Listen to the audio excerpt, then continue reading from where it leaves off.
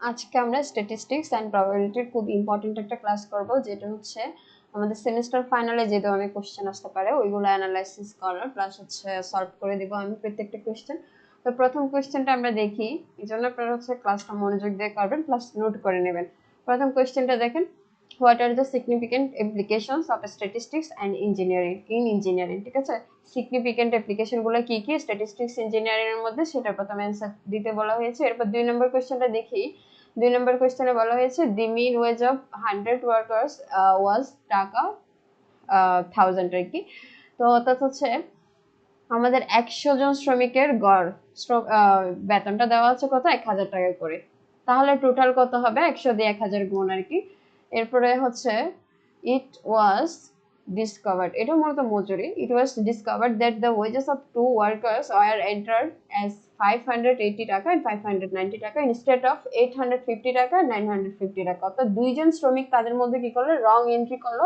তারা তাদের হচ্ছে মজুরি হচ্ছে এন্ট্রি করছে 580, আরেকজনের করলো 590, কিন্তু তাদের স্যালারি হচ্ছে বেতন হচ্ছে মজুরি হচ্ছে কত, 580 টাকার পরিবর্তে হবে 850 এন্ট্রি করতে হবে, আর 590 টাকার জায়গায় এন্ট্রি করতে হবে কত, 950 এন্ট্রি করতে হবে। ঠিক আছে, respectively find the correct mean average salary.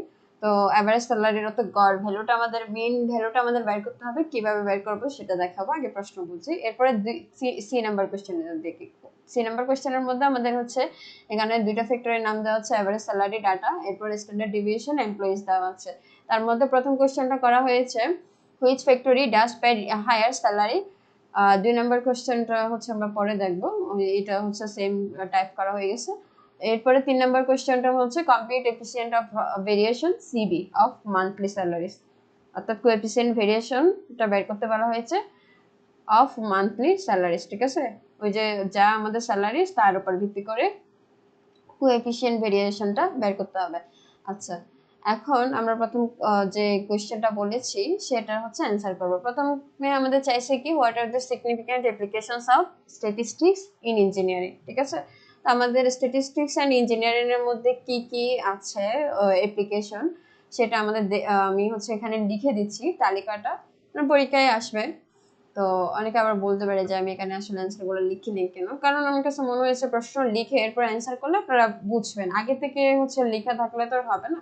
তো প্রথম কোশ্চেনটা কি আমাদের বলা হয়েছে, মূলত সিগনিফিক্যান্ট অ্যাপ্লিকেশন স্ট্যাটিস্টিক্স ইঞ্জিনিয়ারিং এর মধ্যে সিগনিফিক্যান্ট অ্যাপ্লিকেশন যেগুলো আছে সেগুলো। তো স্ট্যাটিস্টিক্সটা মূলত কি একটা, এটা হচ্ছে ওই যে ম্যাথের, আমাদের ম্যাথমেটিক্সের একটা কিন্তু শাখা। ঠিক আছে, ইম্পর্টেন্ট ব্রাঞ্চ এটা। তো এটা কি করে মূলত আমাদের স্ট্যাটিস্টিক্সে কি করে, এদের কাজটা কি, এটা হচ্ছে কোনো হচ্ছে ডাটা আর কি কালেকশন, তারপর অর্গানাইজেশন, অ্যানালাইসিস, ইন্টারপ্রিটেশন, প্রেজেন্টেশন, এইগুলো করে থাকে। ঠিক আছে, আমরা ওই যে পরিসংখ্যান, যেটা হচ্ছে যেমন আদমশুমারি অনেকগুলো ইয়া করতে হলে তখন এইগুলোর মূলত কাজটা কি স্ট্যাটিস্টিক্স এর কাজ। এখন আমাদের বলা হয়েছিল প্রথমে ওই যে অ্যাপ্লিকেশন। ঠিক আছে, তো আমরা প্রথম অ্যান্সারটা এভাবে লিখতে পারি, অ্যাপ্লিকেশনস অফ স্ট্যাটিস্টিক্স ইঞ্জিনিয়ারিং। ঠিক আছে, অফ স্ট্যাটিস্টিক্স ইঞ্জিনিয়ারিং, এগুলো আপনারা সুন্দর করে লিখবেন, আমি জাস্ট যতটুকু বুঝতে পারেন তত ওইভাবে লিখতেছি, ইঞ্জিনিয়ারিং। ঠিক আছে, অ্যাপ্লিকেশনস অফ স্ট্যাটিস্টিক্স ইঞ্জিনিয়ারিং। এখন এর মধ্যে কি কি হইতে পারে, প্রথমে হচ্ছে কোয়ালিটি কন্ট্রোল। তো কোয়ালিটি কন্ট্রোল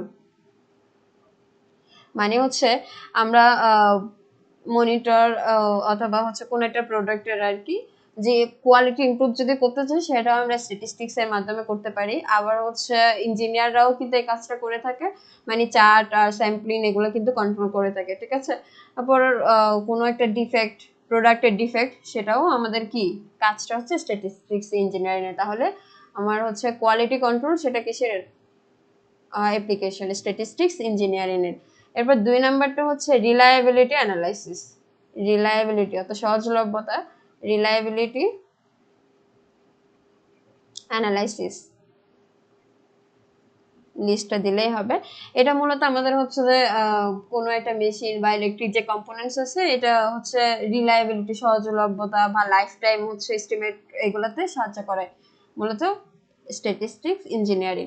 তারপর 3 নাম্বারটা হচ্ছে আমি design of experiments, design of experiments.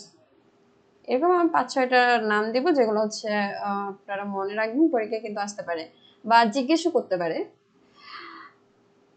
এটা তো ল্যাব হয় না, প্রোডাক্ট প্ল্যানিং, প্রোডাকশন প্ল্যানিং হবে, প্রোডাকশন প্ল্যানিং পরিকল্পনাটা।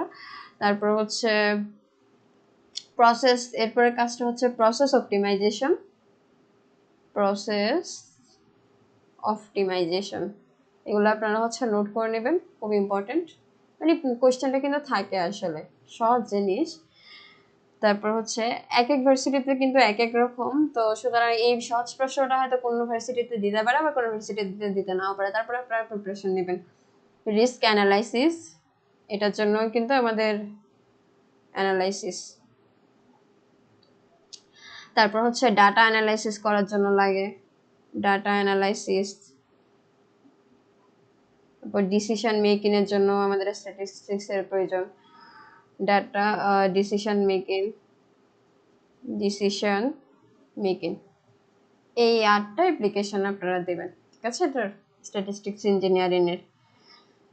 এরপরে এবার আসি, আমাদের সেকেন্ড কোয়েশ্চেনটা ছিল কি, সেকেন্ড কোয়েশ্চেনটা হচ্ছে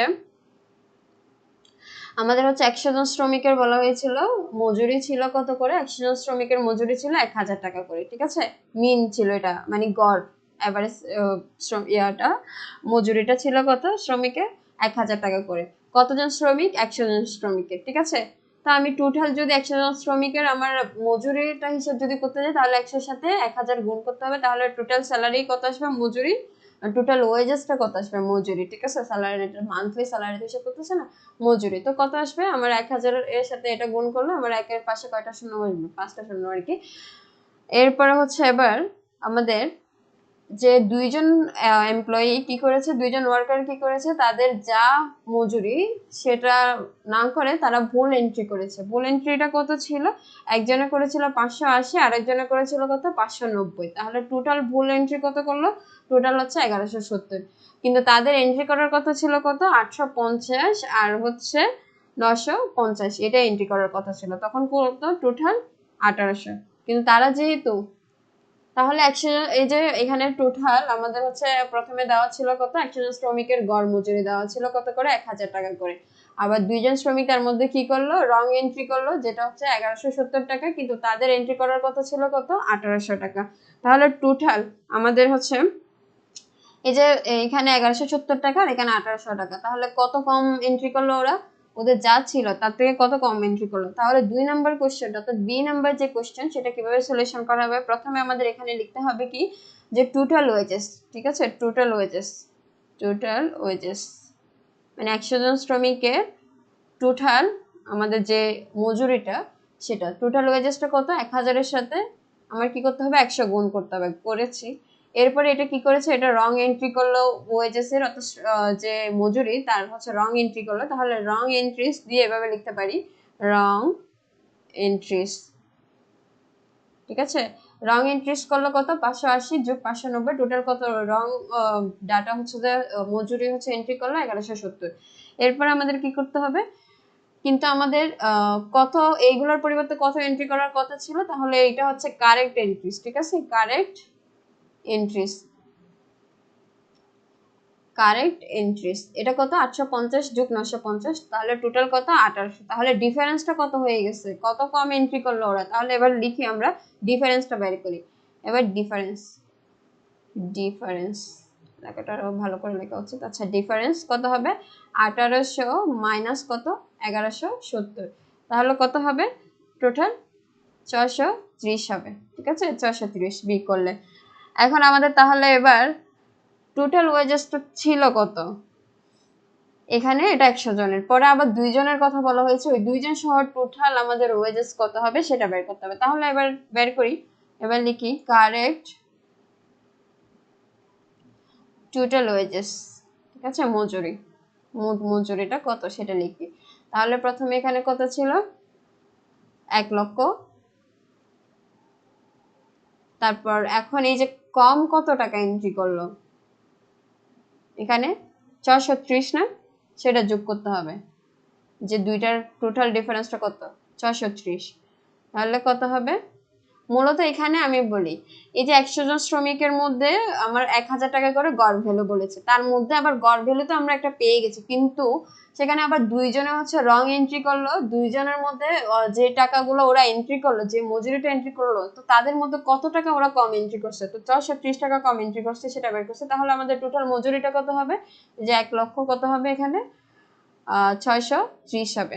ঠিক আছে, এখন আমাদের যেহেতু মিন বের করতে বলছে মানে গড় বের করতে হবে, এবার গড় বের করে আমরা তাহলে মিনটা কত হবে, মিন ইকুয়াল টু হচ্ছে যে টোটাল যে ওয়েজেসটা পেয়েছি সেটাকে কি করতে হবে, কতজন শ্রমিক, 100 জন শ্রমিক, এটা 100 দিয়ে ভাগ করতে হবে। তাহলে আমরা কি পাবো, 100 দিয়ে যদি ভাগ করি আমরা কত পাবো, 1006.3। ঠিক আছে, এটা হচ্ছে আমাদের অ্যান্সার। তাহলে টোটাল অর্থাৎ কারেক্ট মিন ওয়েজটা কত, সেটা 1006.3 টাকা। 3 এর পাশে 0 দিতে পারেন, কোনো সমস্যা নেই, 0 দেওয়া না দেওয়া। তাহলে বি নাম্বারের অ্যান্সার কিন্তু আমরা করতে পারছি। আবার সি নাম্বারের যে কোশ্চেনটা ছিল আরেকবার নোটিশ করি, সি নাম্বারের যে কোশ্চেনটা ছিল সেটা হচ্ছে আমাদের একটা হচ্ছে টেবিল দেওয়া ছিল যেটাতে অ্যাভারেজ স্যালারি, তারপর স্ট্যান্ডার্ড ডেভিয়েশন, এমপ্লয়িজ এগুলো দেওয়া আছে। ঠিক আছে, এখন এখানের মধ্যে প্রথম কোশ্চেনটা ছিল which factory does pay higher salary. তো প্রথম কোশ্চেনটা, দ্বিতীয় কোশ্চেনটা হচ্ছে আমি সেম টাইপ করেছি, এটা কিন্তু রং। দ্বিতীয় কোশ্চেনটা হবে 2 নম্বর কোশ্চেনটা হচ্ছে হুইচ ফ্যাক্টরি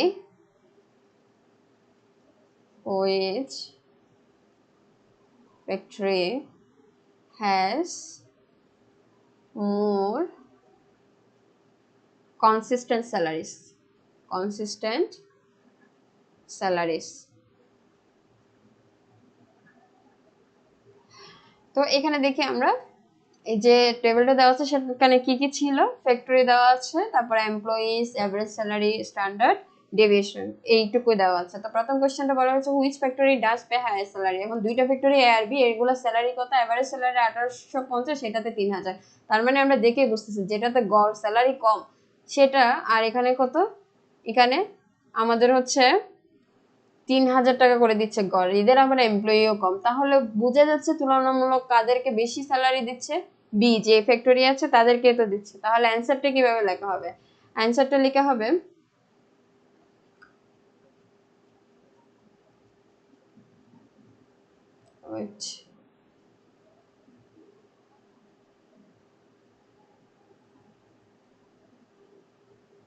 আচ্ছা এবার দেখি বি, বি এর প্রথম কোশ্চেনটা কি, একটা ডাটা দেওয়া আছে, ডাটাটা আমি একটু হচ্ছে যেখানে নোট করি, সেটা হচ্ছে আমাদের দেওয়া আছে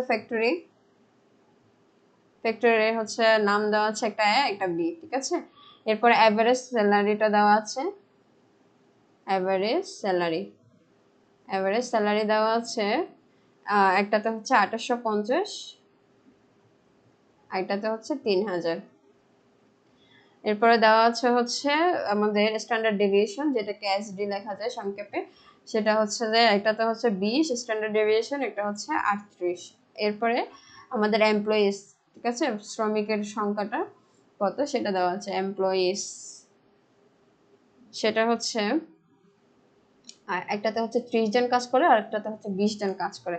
তো প্রথম প্রশ্নটা ছিল which factory pays the higher salary, অর্থাৎ কোন কোম্পানি বেশি স্যালারি দিচ্ছে।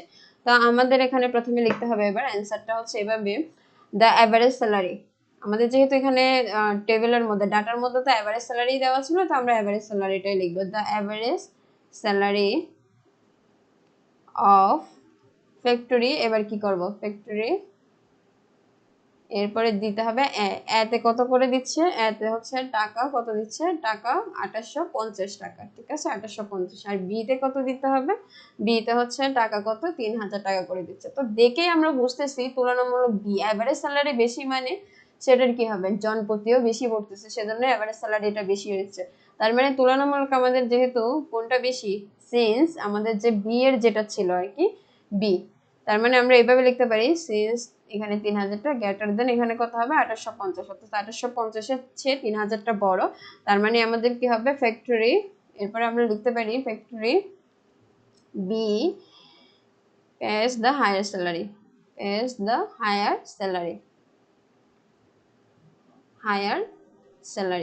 তার খাতায় আগে প্রশ্নগুলো লিখে নেবেন। আচ্ছা এবার আসি 2 নম্বর কোশ্চেনের মধ্যে। 2 নম্বর কোশ্চেনটা ছিল কি, which factory has more consistent salaries. Which factory has more consistent salaries. তো এখন কনসিস্টেন্সি মেজার করা হচ্ছে আমাদের এসডি স্ট্যান্ডার্ড ডেভিয়েশন এটা দ্বারা। তো আমাদের প্রথমে লিখতে হবে এখানে যে 2 নম্বর কোশ্চেনের মধ্যে যেটা অ্যান্সার করতে হবে সেটা হচ্ছে কনসিস্টেন্সি কিসের দ্বারা মেজার করা হয়? এসডি দ্বারা, স্ট্যান্ডার্ড ডেভিয়েশন দ্বারা। তো consistency is measured by standard deviation, ঠিক আছে। এখন আমাদের তো ডাটার মধ্যে স্ট্যান্ডার্ড ডেভিয়েশন ছিল, ঠিক আছে। স্ট্যান্ডার্ড ডেভিয়েশন এতে কত 20, বিতে হচ্ছে কত 38। তো আমরা এভাবে লিখতে পারি। এরপর স্মলার এসডি, এখানে আবার কিন্তু কোনটাতে কনসিস্টেন্ট বেশি হবে অর্থাৎ হায়ার কনসিস্টেন্সি হবে সেটা হচ্ছে যত এসডির ভ্যালু যত কম সেটার হচ্ছে হায়ার কনসিস্টেন্সি তত বেশি, মানে কনসিস্টেন্সি তত বেশি আর কি। তো আমরা সেটা এভাবে লিখতে পারি যে এরপরে স্মলার, এটা আমি পরীক্ষায় আপনারা যেভাবে অ্যান্সার করবেন সেভাবে লিখে দিচ্ছি আর কি। স্মলার এসডি মিনস, আমাদের এরপর করতে হবে কি, smaller SD means higher consistency, যত কম হবে ততই আমাদের কনসিস্টেন্সি বেশি হবে। কোনটা কম হবে? স্ট্যান্ডার্ড ডেভিয়েশন যত ছোট হবে কনসিস্টেন্সি। তো প্রথমে আমাদের ফ্যাক্টরি এতে কত হবে? ফ্যাক্টরি এতে কনসিস্টেন্ট এসডি কত ছিল? স্ট্যান্ডার্ড ডেভিয়েশন কত ছিল? 20 ছিল। Factory standard deviation 20। আবার ফ্যাক্টরি বি তে কত ছিল? ফ্যাক্টরি বি তে আমাদের স্ট্যান্ডার্ড ডেভিয়েশন ছিল হচ্ছে কত? 38। তাহলে সিন্স এখন আমরা দেখি যে কোনটা ছোট, 20 এটা ছোট কার থেকে? 38 থেকে ছোট। যেহেতু যেটা ছোট সেটার কনসিস্টেন্সি বেশি, তাহলে কোন কোম্পানির, অর্থাৎ এখানে আমাদের প্রশ্ন ছিল which factory has more consistent salaries. তো স্যালারির মধ্যে কোনটা বেশি কনসিস্টেন্ট সেটা আমরা দেখতে পাচ্ছি, যেটাতে হচ্ছে আমাদের এসডি স্ট্যান্ডার্ড ডেভিয়েশনটা কম সেটাই কি হবে? মোর কনসিস্টেন্ট হবে। তো এখানে আমরা এরপর লিখব ফ্যাক্টরি, কোনটা হবে এখন? এ হবে। এ হ্যাজ মোর কনসিস্টেন্ট স্যালারিজ।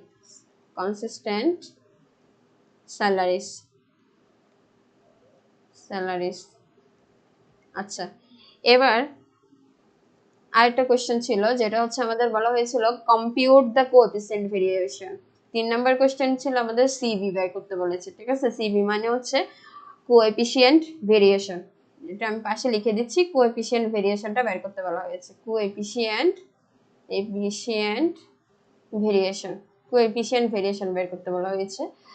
তো এখন কোএফিসিয়েন্ট ভেরিয়েশনের ফর্মুলা দেখি। আমাদের তো আগে ফর্মুলা জানতে হবে। ফর্মুলাটা কি? ফর্মুলা হচ্ছে সিভি, অর্থাৎ কোএফিসিয়েন্ট ভেরিয়েশন ইকুয়াল টু হচ্ছে আমাদের এখানে স্ট্যান্ডার্ড ডেভিয়েশন, তারপর হচ্ছে মিন, ঠিক আছে, মানে গড়। তো এটা আমরা এই যে পাশে এভাবে আমি জাস্ট বোঝার জন্য এসডি স্ট্যান্ডার্ড ডেভিয়েশন, আর এটা হচ্ছে মিন ইনটু হচ্ছে 100, এটা হচ্ছে ফর্মুলা। এখন ফ্যাক্টরি এর মধ্যে এবার আসি। দুইটার ক্ষেত্রে আমাদের কোএফিসিয়েন্ট ভেরিয়েশনটা আলাদা আলাদা বের করতে হবে।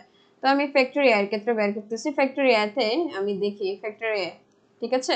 ফ্যাক্টরি এতে আমাদের সিবি, এখানে ফ্যাক্টরি এ সিবিটা কত হবে সেটা দেখি। সিবিতে দেখেন এসডি কত ছিল, ফ্যাক্টরি এর ক্ষেত্রে সিবিটা কত ছিল, এখানে আমি সিবি এ দিচ্ছি, যেহেতু এ ফ্যাক্টরির জন্য বের করতেছি, দুইটা সিবি একই হয়ে যাবে সেজন্য আলাদা আলাদা। এটা ফ্যাক্টরি এতে কত? 20, আর এখানে কত?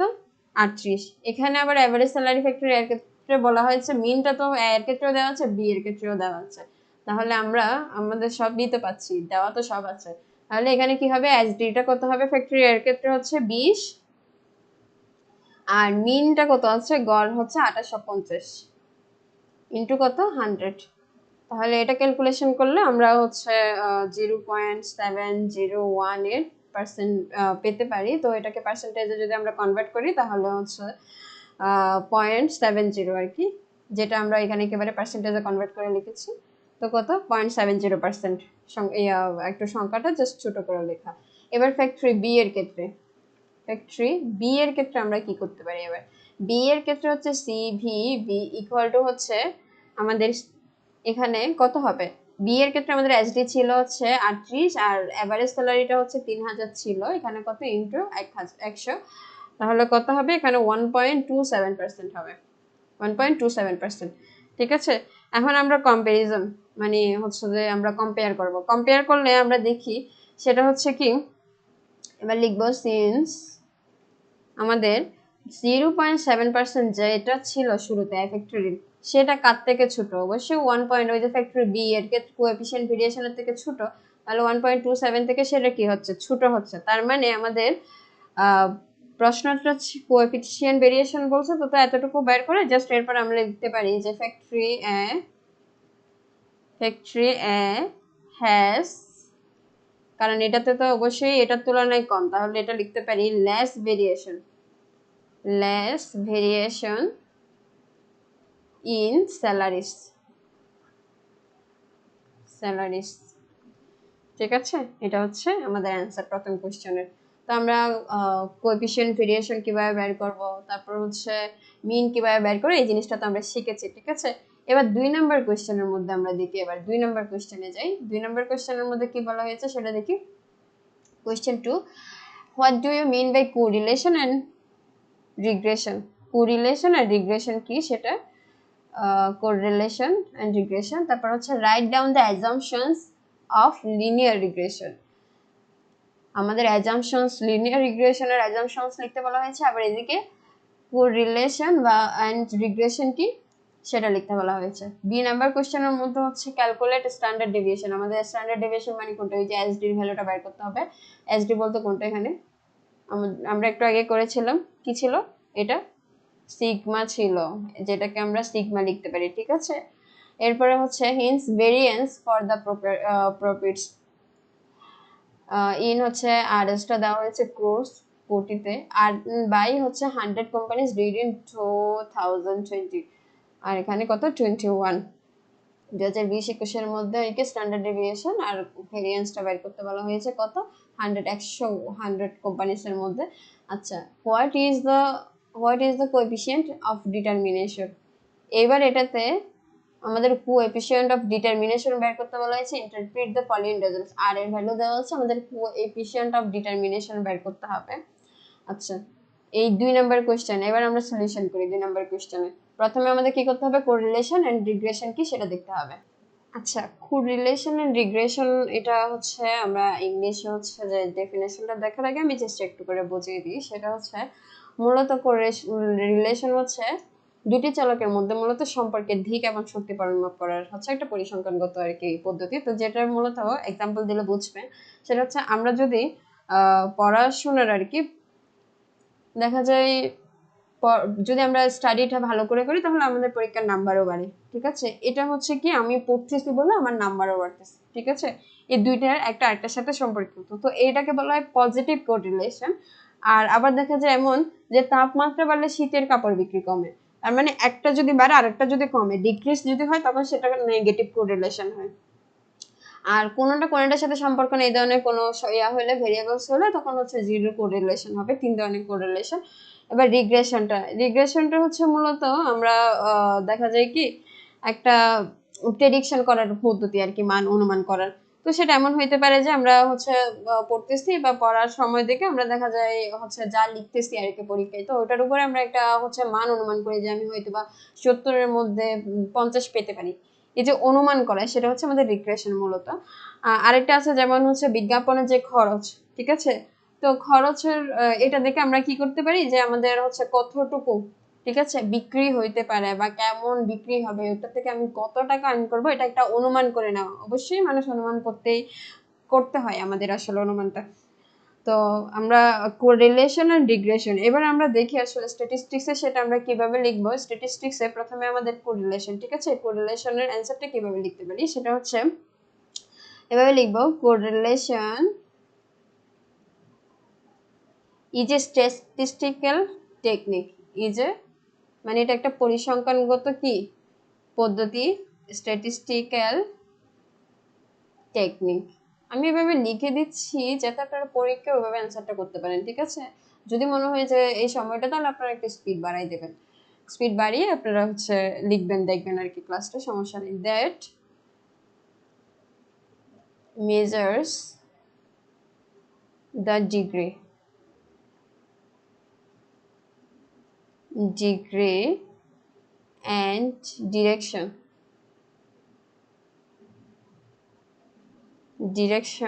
of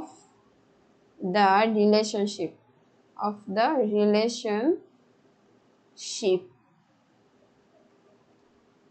of the relationship between two variables, between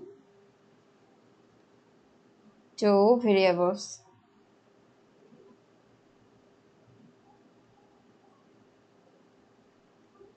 two variables, ঠিক আছে, মানে দুইটা হচ্ছে ভেরিয়েবলের মধ্যে সম্পর্ক। তো সেটা হচ্ছে এখন পজিটিভ নেগেটিভ যেগুলো বলেছে, আমাদের যেহেতু প্রশ্নটা এটা বলা হয়েছে what do you mean by correlation and regression, তাহলে কোরিলেশন বলতে কি আর এরপর আছে রিগ্রেশন কি, এই দুইটা জাস্ট হচ্ছে ডেফিনেশনটা লিখে দিলেই হবে। তারপরে আমরা হচ্ছে এক্সাম্পল দিতে পারি একটা, এটা লেখার পরে এক্সাম্পল দিতে পারি এভাবে। এক্সাম্পলটা হচ্ছে এমন দিতে পারি আর কি, there is a positive correlation. কি বলেছিলাম, আমি যদি স্টাডি করি বা ভালো পড়াশোনা করে পরীক্ষা ভালো লিখে তাহলে আমার ভালো নাম্বার পাবো। তো এটার হচ্ছে একটা পজিটিভ কোরিলেশন। তো there is a positive correlation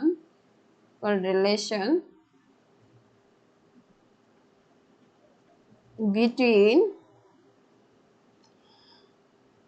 the number of hours, আমি কত ঘন্টা পড়তেছি আর কত এরপরে এক্সামিনেশন মার্কস আর কি, তার উপর ভিত্তি করে of hours studied and examination marks, এটা একটা আরেকটার সাথে সম্পর্কিত। তো আমার পড়াশোনা যদি আমি বেশি করি তাহলে আমার ভালো মার্কস পাওয়ার সম্ভাবনা থাকতে পারে, ভালো করে যদি আমি পড়ি। তো এইটাকে বলা হয় পজিটিভ কোরিলেশন, ঠিক আছে, পজিটিভ কোরিলেশন। এবার আমরা হচ্ছে রিগ্রেশনটা কি সেটা লিখব। এবার রিগ্রেশন, ঠিক আছে, এবার রিগ্রেশন কি সেটা লিখবো। রিগ্রেশন হচ্ছে যে এখানে আমরা প্রথমে একটা জিনিস লিখেছি, খেয়াল করি, এই যে correlation is a statistical technique, এখানেও আমরা লিখবো, সেটাও একটা পরিসংখ্যানের মেথড। তো এটা লিখবো regression is a statistical technique বা মেথড, এটা লিখবো প্রথম। এই লাইনটা হচ্ছে আপনারা লিখে নেবেন। তো এটা সেম জিনিসটা হচ্ছে, আচ্ছা আমি তারপর লিখে দেখাই, regression is a statistical method. আসলে এগুলো হচ্ছে একবার দুইবার নিজেরা লিখে যখন পড়াশোনা করা হয় তখন মনে থাকবে, পরীক্ষায় আহামরি কোনো সমস্যা হবে না। তো এটা হচ্ছে এরপর লিখবো ইউজ টু প্রেডিক্ট, কেন ব্যবহার করি, ওই যে বললাম অনুমান করার জন্যই আমরা এটা রিগ্রেশনটা ব্যবহার করে থাকি। Use to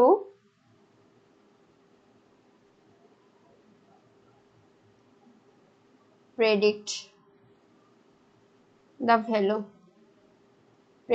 the value of one variables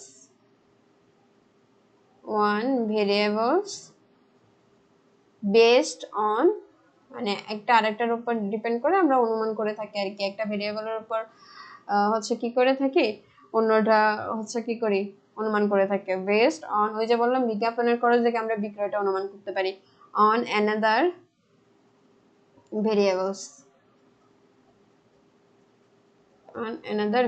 তার মানে রিগ্রেশনের কাজটাকে প্রেডিক্ট করা, অনুমান করা।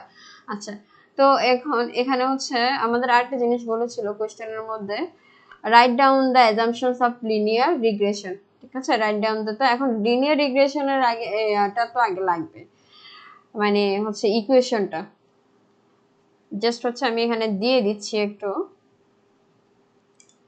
রিগ্রেশন যেহেতু পড়তেছি, তো রিগ্রেশনের আমি হচ্ছে যে সিম্পল লিনিয়ার রিগ্রেশন যেটা আছে সেটা হচ্ছে ইয়াটা ইকুয়েশনটা দিয়ে দিচ্ছি, দি সিম্পল, তারপরে আমরা হচ্ছে যে অ্যাজাম্পশনটা আর কি দেখব।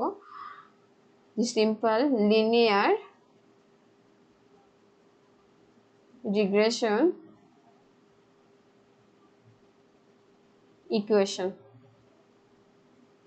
ইকুয়েশন ইজ, এটা হবে কি y ইকুয়াল টু হচ্ছে a প্লাস bx, এটা অ্যান্সারের মধ্যে দিবেন। রিগ্রেশনের মধ্যে সিম্পল লিনিয়ার রিগ্রেশন ইকুয়েশন কি y equal to a plus bx, আমরা ওই যে সরারেখা যেভাবে করেছিলাম ওটার মধ্যে।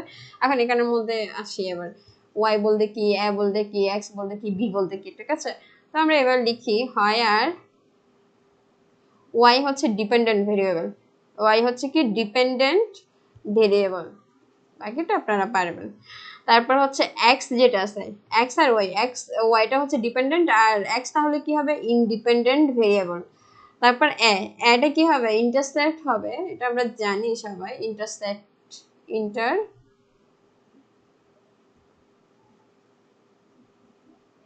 ইন্টারসেপ্ট,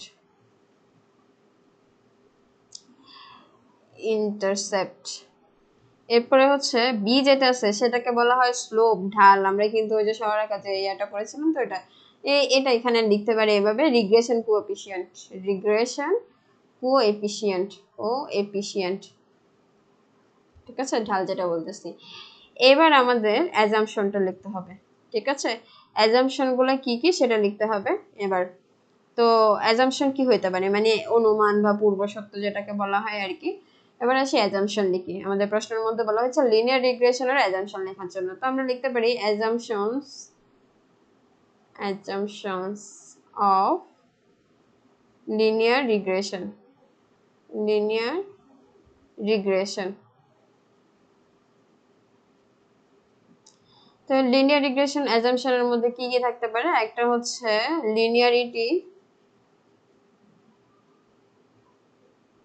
লিনিয়ারিটি, এরপরে আরেকটা হচ্ছে ইন্ডিপেন্ডেন্স। এগুলো লিখে দেব পূর্ব সপ্তাহগুলো আর কি। ইন্ডিপেন্ডেন্স হইতে হবে, ইন্ডিপেন্ডেন্স। তারপর হচ্ছে আবার ওয়েট দিতে পারি 3 নাম্বার হচ্ছে নরমালিটি,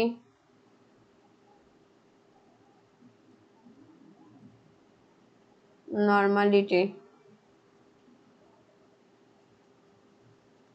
4 নাম্বার দিতে পারি নো মাল্টিকলিনিয়ারিটি, নো মাল্টি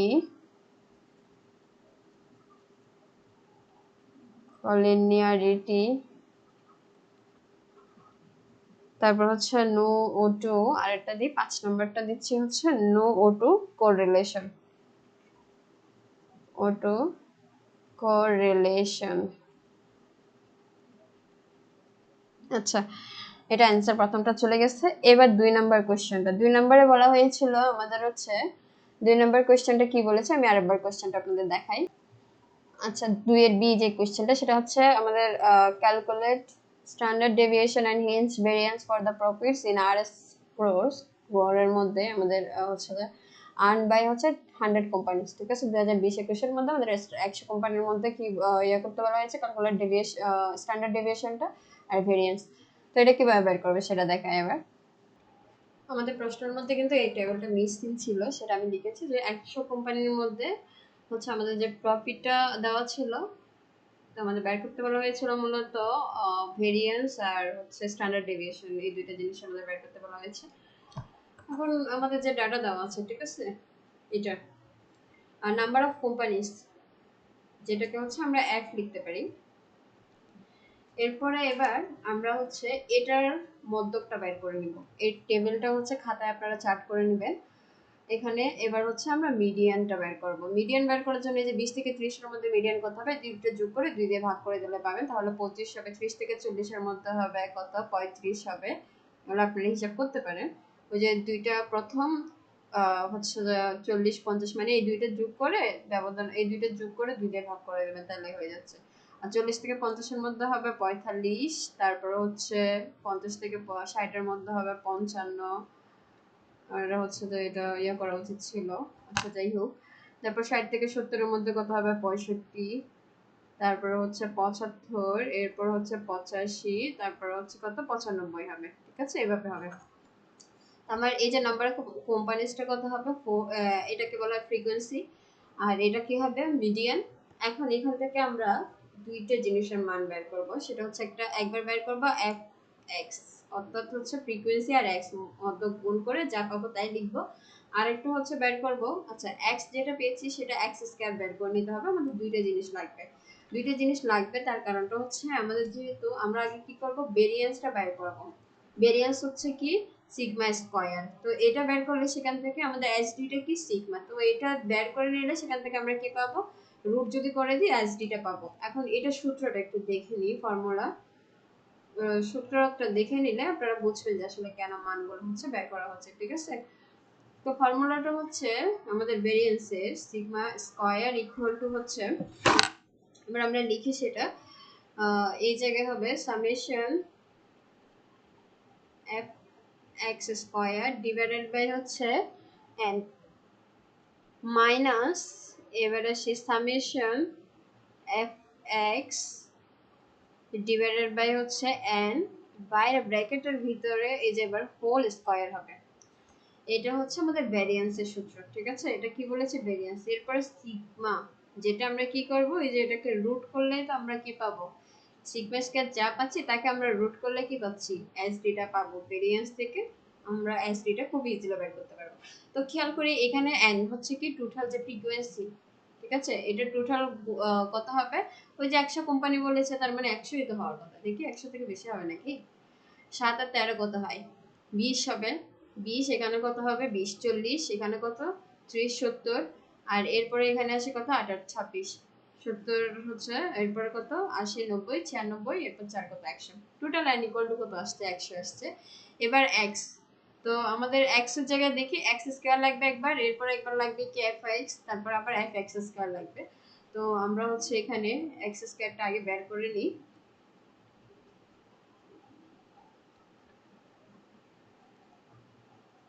এখানে একবার x স্কয়ার বের করে নিব, তারপর লাগবে কি f অফ x, তারপর লাগবে কি আমাদের f x স্কয়ার, ঠিক আছে? দুইটা দিচ্ছি আমি। একবার f অফ x, f বলতে কি আছে, এই যে 4 এটার সাথে 25 গুণ, 8 এর সাথে 35 গুণ, এভাবে হচ্ছে যে আমরা f অফ x এর ভ্যালু, তারপর f অফ x x স্কয়ারের এগুলো হচ্ছে কি করব, গুণ করব, গুণ করে বের করব, ঠিক আছে? তো আমি গুণ করতেছি। প্রথমটা কত পাবো? 4 আর 25 গুণ করলে কত হয়? 100 হবে। 100, তারপর হচ্ছে 35 আর 8 গুণ করলে কত হবে? 35 আর 8 গুণ করলে 280। এরপরে আসে এবার 45 এবং 18 গুণ করব। 45 গুণ 18 কত হয়? 810 হবে। তো এইভাবে আমরা প্রত্যেকটা গুণ করে আমি এখানে লিখে দিচ্ছি। এই যে এখানে f আর x এর গুণ করে, এরপর x স্কয়ারের যা ভ্যালু আছে এখানে এটাকে স্কয়ার করেছি, আবার f এর সাথে x স্কয়ারের ভ্যালুগুলো গুণ করে এখানে বসিয়েছি। প্রত্যেকটা সামেশন করে নেব, কারণ সামেশন f অফ x স্কয়ারের এখানে ভ্যালু বের করে নেবেন আপনারা, এটা নিচ রাইটে করে নেবেন। এখানে সামেশন কি হবে? f অফ x হবে। আর n এর ভ্যালুটা কত? ওই যে নাম্বার অফ কোম্পানিজ 100, দেন এখানে বসাবেন। বসানোর পরে এটা ভ্যারিয়েন্স চলে আসতেছে, ঠিক আছে? ভ্যারিয়েন্স যা আসবে তাকে যদি রুট করেন তাহলে আমরা কি পাচ্ছি? এসডি পাবো। তো এই অংশটুকু আপনারা করে নেবেন, এটা আর আমার দেখানোর দরকার নেই, ঠিক আছে? আই হোপ এটা পারবেন, এটাতে কঠিন কিছুই নেই, হিসাবটা আর কি। এবার আমাদের 3 নাম্বার 2 এর সি তে যে কোশ্চেনটা বলা হয়েছে সেটা আমরা দেখি। 2 এর সি তে বলা হয়েছিল মূলত আমাদের হচ্ছে what is the coefficient of determination. প্রথম কোশ্চেনটা এটা ছিল যে কোএফিসিয়েন্ট অফ ডিটারমিনেশন কি সেটা। তো কোএফিসিয়েন্ট ডিটারমিনেশনটা হচ্ছে মূলত আমাদের কোরিলেশন ইফিসিয়েন্ট যেটা আছে আর, ঠিক আছে? সেটা এভাবে লিখতে পারি, কোএফিসিয়েন্ট অফ ডিটারমিনেশন। তো 2 এর সি, কোএফিসিয়েন্ট এফিসিয়েন্ট determination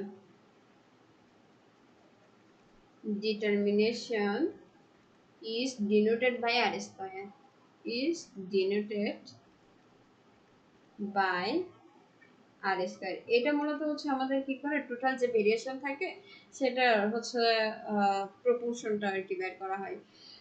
তো এইভাবে লেখা যায়। এরপরে আমরা যেহেতু আমাদেরকে হোয়াট ইজ দা মানে এটা কি সেটা বলতে বলা হয়েছে, তো আমরা লিখতে পারি এইভাবে, ইট মেজার্স, এটা আমাদের কি পরিমাপ করে সেটা লিখবো। It measures the proportion, it measures the proportion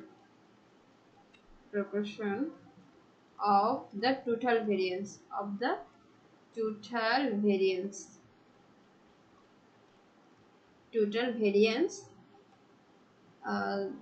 এখানে হবে variations, সরি এখানে হচ্ছে variation in the dependent variable, in the dependent variable লেখার জন্য সরি, আসলে আমার হচ্ছে ডিজিটাল বোর্ডে লেখার অভ্যাস নেই। dependent variable that is explained by, that is explained by the independent variable, by the independent variable। তো এটা কি মূলত efficient determination is denoted by r square, এটা লিখবেন। ও efficient determination কি সেটা, তো it measures the কি করে proportion of the total variation, আমাদের total variation পরিমাপ করে কিভাবে, in the dependent variable that is explained by the independent variable। Independent variable দ্বারা ডিপেন্ডেন্ট ভেরিয়েবলের প্রপোর্শনের টোটাল যে ভেরিয়েশন সেটা কি করে মেজার করে ইন্ডিপেন্ডেন্ট ভেরিয়েবল। আচ্ছা, তো এটার ফর্মুলাটা হচ্ছে, আমরা ফর্মুলাটা দেখি সেটা একটু করে লিখে দিই। একটা পরীক্ষায় এইভাবে যদি লিখেন একটা ভালো একটা মার্কস পাওয়া যায়। ফর্মুলাটা আর স্কয়ার ইকুয়াল টু, এবার লিখে দিব আমরা কোরিলেশন কোএফিশিয়েন্ট, কোএফিশিয়েন্ট কোরিলেশন কোএফিশিয়েন্টের উপরে স্কয়ার, এটা হচ্ছে আমাদের ফর্মুলা। আর এইটার যে ভ্যালুগুলো কিন্তু অলওয়েজ 0 থেকে 1 এর মধ্যে হবে। এটা যে ভ্যালুগুলো সেগুলো কিন্তু অলওয়েজ 0 থেকে 1 এর মধ্যে হবে। আচ্ছা, তো এখন আমাদের প্রথম কোশ্চেনটা ছিল আর ইকুয়াল টু হচ্ছে কত দেওয়া ছিল 0.10, তাহলে আমাদের আর স্কয়ার কত আসবে? ওই যে এটাকে স্কয়ার করি আমি, 0.10 কে স্কয়ার করলে কত আসবে? 0.01 আসবে। তাহলে এটার ইন্টারপ্রিটেশনটা কত হবে, অর্থাৎ পার্সেন্টেজটা কত হবে? 0.01 এর সাথে আমি 100 হচ্ছে গুণ করতেছি, তাহলে আমার হচ্ছে 1% হবে। ঠিক আছে, প্রথমটার ক্ষেত্রে 1%। এবার হচ্ছে এই 1% মূলত আমাদের কি করে, ওই যে আমি এখানে যে ডেফিনেশনটা লিখেছি, ঠিক আছে, এটাতে কি বলেছিলাম, total variation in the depend কি করে variable that is explained by the independent variable. ঠিক আছে, তো এই 1% দিয়ে বোঝাচ্ছে মূলত 1%টা হচ্ছে আমাদের অনলি 1% ভেরিয়েশন। ঠিক আছে, কোনটা? ওই যে ডিপেন্ডেন্ট ভেরিয়েবল, কিন্তু সেটা কিসের উপর হচ্ছে এক্সপ্লেইন করতেছে? ইন্ডিপেন্ডেন্ট ভেরিয়েবল দ্বারা হচ্ছে আমাদের টোটাল ভেরিয়েশনটা কত হচ্ছে এখানে? অনলি 1%। আর বাকি 99% কিন্তু র্যান্ডম ভেরিয়েশন এটা। তো এটা আমরা এভাবে লিখতে পারি যে this means only 1% ভেরিয়েশন, এটা লিখে দিতে পারি। this means only 1% variation. ঠিক আছে, 1% ভেরিয়েশন। বাকি এইভাবে ওই যে এখানে কি আছে, in the dependent variable that is explained by the independent variable, এটা লিখে দিতে পারি ভেরিয়েশন। বাকিটা ওইটা আপনারা ওভাবে লিখে দিবেন যে in the variation in the dependent variable that is explained by the independent variable। এবার 2 নম্বরে আরেকটা দিয়েছিল ভ্যালু, একটা হচ্ছে যে আরেকটা হচ্ছে কি দেওয়া ছিল, আর ইকুয়াল টু 0.99 দেওয়া ছিল। তো 0.99 এটাকে স্কয়ার করেন, তাহলে কত হবে? আর স্কয়ার ইকুয়াল টু 0.99, তার উপর যদি স্কয়ার করা হয় 0.9801 এই ধরনের আসবে। তো এটাকে যদি আমরা ইন্টারপ্রিটেশনটা বের করি, অর্থাৎ 100 যদি গুণ করা হয়, তখন আমাদের কত পাবো? 98.01% পাবো, যেটাতে হচ্ছে আমাদের টোটাল ভেরিয়েশন এখানে কত, ওই যে দিস মিন্স অনলি এখানে কত হবে? 98.01 of the variation in the dependent variable is explained by the independent variable, ওইটা লিখে দিবেন। হোয়াইল যে আর বাকি 1% যেটা আছে সেটা হচ্ছে আদার ফ্যাক্টরের জন্য, অন্য ফ্যাক্টরের জন্য নির্দিষ্ট। আচ্ছা, এবার আমাদের 3 নাম্বার কোশ্চেনটা দেখি। 3 নাম্বার কোশ্চেনের মধ্যে কি আছে, এই যে 3 নাম্বার কোশ্চেনের মধ্যে আছে define the following terms with examples. যে আমাদের যে যে এগুলো দেওয়া আছে এখানের মধ্যে, এগুলার ডেফিনেশনগুলো, equally likely events, mutually exclusive events, তারপর এক্সস্টিভ ইভেন্টস, এগুলোর হচ্ছে ডেফিনেশনগুলো আমাদের লিখতে হবে। ঠিক আছে, তো প্রথমে আমরা এরপরে আচ্ছা 2 নাম্বার বি নাম্বার কোশ্চেনটাও দেখি, স্কিউনেস এন্ড কোর্টেসিস কি সেটা। তারপর হচ্ছে assume that you are given the first 4 moments about means, আমাদের দিয়ে দিয়েছে চ্যাপ্টার হচ্ছে মিনস দেওয়া আছে। Comment on the nature of the distribution. আচ্ছা, এই 3টা কোশ্চেনের এবার আমরা কিভাবে সলিউশন করবো সেটা দেখি। এগুলো তো হচ্ছে একটাতে 2 করে থাকতে পারে, তো দেখি এই কোশ্চেনের মধ্যে 6টা নাম্বার বা 4 নাম্বার এরকম 1 নাম্বার করে দিতে পারে। 3টার জন্য 3টা ডেফিনেশন লিখলে 3টা নাম্বার এভাবে দিতে পারে। আমাদের 3 এর মধ্যে প্রথম কোশ্চেনটা ছিল ইকুয়ালি লাইকলি ইভেন্ট কাকে বলে সেটা লিখতে হবে। Equally likely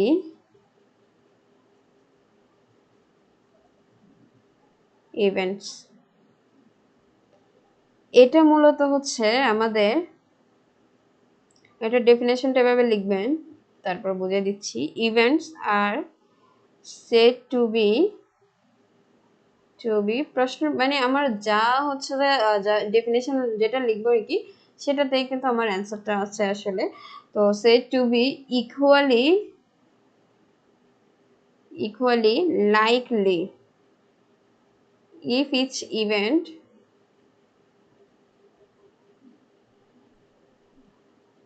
has the same probability.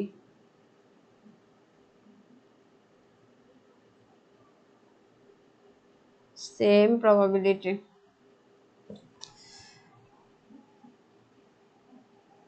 মানে কোনো একটা ঘটনার মধ্যে আমাদের প্রত্যেকটার সম্ভাবনা, প্রত্যেকটা আলাদা আলাদা ঘটনার সম্ভাবনা একই রকম আসবে, তো এটাকে হচ্ছে ইকুয়ালি লাইকলি ইভেন্টস বলা হয়। যেমন আমি হচ্ছে একটা এক্সাম্পল দেব, সেম probability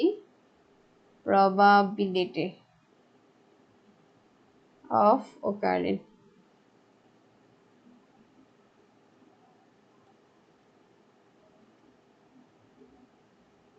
এটা হচ্ছে আমাদের ডেফিনেশন। তো পরীক্ষায় আপনি সাথে একটা এক্সাম্পল সহ দিলে আপনার ভালো একটা মার্কস আসবে। তো এক্সাম্পল দিচ্ছি আমি একটা ছক্কা যদি আমি নিক্ষেপ করি, ঠিক আছে? তো আমি যদি একটা ছক্কা বা পাশা যেটা বলে আর কি, ওটা যদি নিক্ষেপ করি তাহলে আমার হচ্ছে কি কি পেতে পারি আমরা? 1 2 অর্থাৎ 1 থেকে 6 পাবো, ঠিক আছে? 4 5 6 পাবো। তো আমি এখানে বলতে পারি যে এই ছক্কার মধ্যে আমার 1 পাওয়ার সম্ভাবনা কত? অবশ্যই 6, টোটাল কত? 6, অনুকূল সংখ্যা কত? আমি 1 পাওয়ার সম্ভাবনা, তার মানে 1/6। আবার যদি বলি 2 পাওয়ার সম্ভাবনা কত? তাও 1/6, কারণ একটা সংখ্যা এখানে। আবার 3 পাওয়ার 3 ও একটা আছে, তো এটা সম্ভাবনা কত? তার মানে প্রত্যেকটা আমার সেম আসতেছে, এটাকে বলা হয় ইকুয়ালি লাইকলি ইভেন্টস আর কি, এর এক্সাম্পল। তো আমরা এখানে লিখতে পারি যে when a fair die, যদি পাশা নিক্ষেপ করা হয়, is rolled, তো এটার আউটকামস কি আসবে? is rolled the outcomes, এরপর আমরা দেখব আউটকাম কি আসবে, অবশ্যই 1 থেকে 6 আসবে। the outcomes হচ্ছে কত? 1 2 3 4 5 6 এগুলা। তো এখন এগুলোর প্রত্যেকটার হচ্ছে প্রবাবিলিটি কি হবে? অবশ্যই p = 1/6 হবে, যেটা আমরা বলতে পারি কি ইকুয়ালি লাইকলি ইভেন্ট।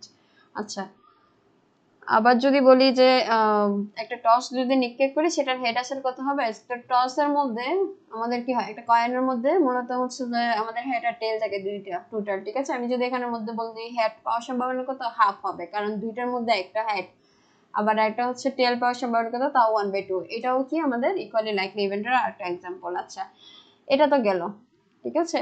এবার 2 নাম্বারটা দেখি, মিউচুয়ালি লাইকলি ইভেন্ট, যেটা বলা হয়েছে মিউচুয়ালি লাইকলি ইভেন্ট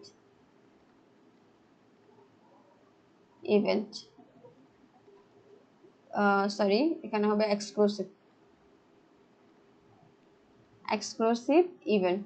তো এক্সক্লুসিভ ইভেন্টের মধ্যে আমাদের হচ্ছে 2 বা তার অধিক ইভেন্ট থাকতে পারে, যেগুলোকে হচ্ছে আমরা বলতে পারি মিউচুয়াল এক্সক্লুসিভ, যদি তারা হচ্ছে একই সময়ে আর কি এক্সাক্ট সেম টাইমে যদি না ঘটে, তখন আমরা সেটা ভাবে লিখতে পারি যে মিউচুয়ালি two or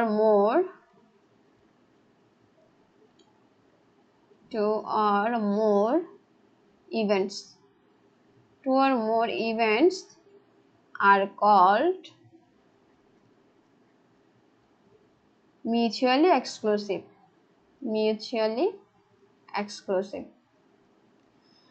খেয়াল করি আমরা হচ্ছে যে আমরা যে ডেফিনেশন গুলো আমরা লিখতেছি, এগুলো কিন্তু খুবই সহজ মনে রাখার মতো। তো প্রথমটা আমি আবার খেয়াল একটু দেখাই, সেটা হচ্ছে যে ইকুয়ালি লাইকলি ইভেন্টস এর মধ্যে কি লিখেছি? ইভেন্টস। আমার প্রথমে যেটা আছে, events are said to be equally likely, ঠিক আছে? আমি হচ্ছে ইভেন্টটাই বলা হয়েছে ইকুয়ালি লাইকলি, ঠিক আছে? তখন if each event has the same probability of occurring, অর্থাৎ যদি সেম প্রবাবিলিটি হয় তখন আমাদের সেটা কি হবে? ইকুয়ালি লাইকলি ইভেন্টস হবে। আর মিউচুয়ালি এক্সক্লুসিভ ইভেন্টের মধ্যে কি দেখি? 2 or more events are called mutually exclusive event। কখন হবে? if এরপরে exclusive if যদি তারা, if they cannot, একই সময়ে যদি ঘটতে না পারে আর কি, cannot occur at the same time, সেটা হচ্ছে ম্যাথমেটিক্যালি যদি লিখতে চাই তখন আমরা সেটা এভাবে লিখতে পারি। ম্যাথমেটিক্যালি যেটাকে বলা হয় ম্যাথমেটিক্যালি আচ্ছা, a intersection b equal to এখানে ফাঁকা, ঠিক আছে? ম্যাথমেটিক্যালি হচ্ছে এটা। আর যদি সেটা আমরা হচ্ছে এই যে প্রবাবিলিটির ইয়াতে লিখবো P of intersection B always কি 0 হবে, কারণ কি আমাদের এটা তো একই সময় এট দ্য সেম টাইমে ক্যান নট ওকার লিখে দেওয়া হয়েছে, তখন সেটা হচ্ছে মিউচুয়ালি এক্সক্লুসিভ ইভেন্ট। ঠিক আছে, এবার 3 নাম্বারটা আসি। 3 নাম্বারের মধ্যে আচ্ছা এখানে এটার একটা এক্সাম্পল বলি, সেটা হচ্ছে মনে করি আমরা হচ্ছে একটা পাশা নিক্ষেপ করছি আর কি। ঠিক আছে, তো একটা পাশা যে নিক্ষেপ করছি সেখানে আমরা হচ্ছে জোড় সংখ্যা একটা ঘটনা হচ্ছে যে সেখানে বলা হয়েছে যে একটা ঘটনা যেটাতে হচ্ছে জোড় সংখ্যা পাবো আর এটা হচ্ছে বিজোড় সংখ্যা পাবো, দুইটাতে তো সেম কোনো সংখ্যা পাবো না, 1 থেকে 6 এর মধ্যে আপনি যেগুলো জোড় সংখ্যা পাবেন সেগুলো তার বিজোড় সংখ্যার মধ্যে পাবেন। এইটাই মূলত হচ্ছে আমাদের এ আর বি দুইটা মিউচুয়ালি এক্সক্লুসিভ ইভেন্টস হবে। আচ্ছা, এরপর এবার 3 নাম্বারটা দেখি। 3 নাম্বারটা হচ্ছে ছিল এক্সহস্টিভ ইভেন্টস, exhaustive events events এইটার মধ্যে আমাদের হচ্ছে আমরা দেখি সেটা কি আছে। exhaustive events এর মধ্যে আমি প্রথমে লিখে দিচ্ছি a set of events, a set of events is called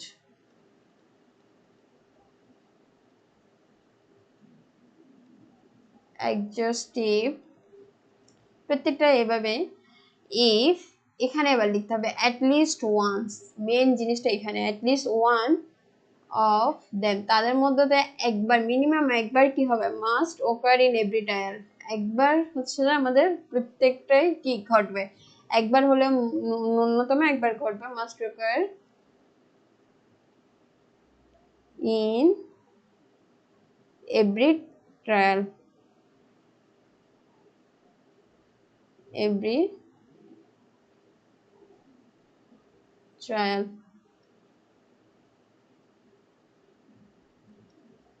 আচ্ছা, তো এটাতে আমরা এক্সাম্পল এভাবে দিতে পারি যে স্যাম্পল স্পেস, আমরা যদি একটা কয়েন নিক্ষেপ করি সেটা স্যাম্পল স্পেস কি হেড আর টেল, তো আমার এখানে হেড আর টেল এর মধ্যে আমি হেড যদি নিতে চাই তাহলে আমার হেড কিন্তু মাস্ট একবার ঘুরতেছে, এটা কিন্তু এর বাইরে না, আবার টেল সেটাও একবার মাস্ট হবে, এটাই হচ্ছে যে তারা একে অপরের এক্সহস্টিভ ইভেন্টস হবে। আচ্ছা, এরপরে এবার আমাদের হচ্ছে বি নাম্বার কোশ্চেনটা ছিল স্কিউনেস এবং হচ্ছে কর্টেসিস হচ্ছে এটা ডিফাইন করতে বলা হয়েছিল। তো আমাদের স্কিউনেসটা কি এবং কর্টেসিস কি সেটা আমরা আগে একটু হচ্ছে ডেফিনেশনটা বলার আগে একটু বুঝিয়ে দিই, তারপরে হচ্ছে ডেফিনেশনটা দিব।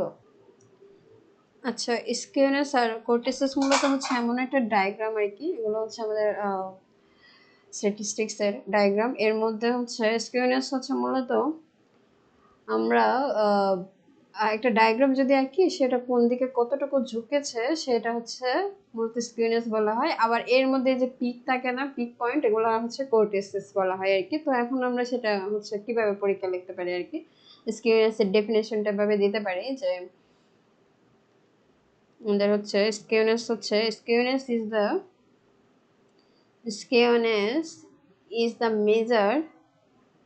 is the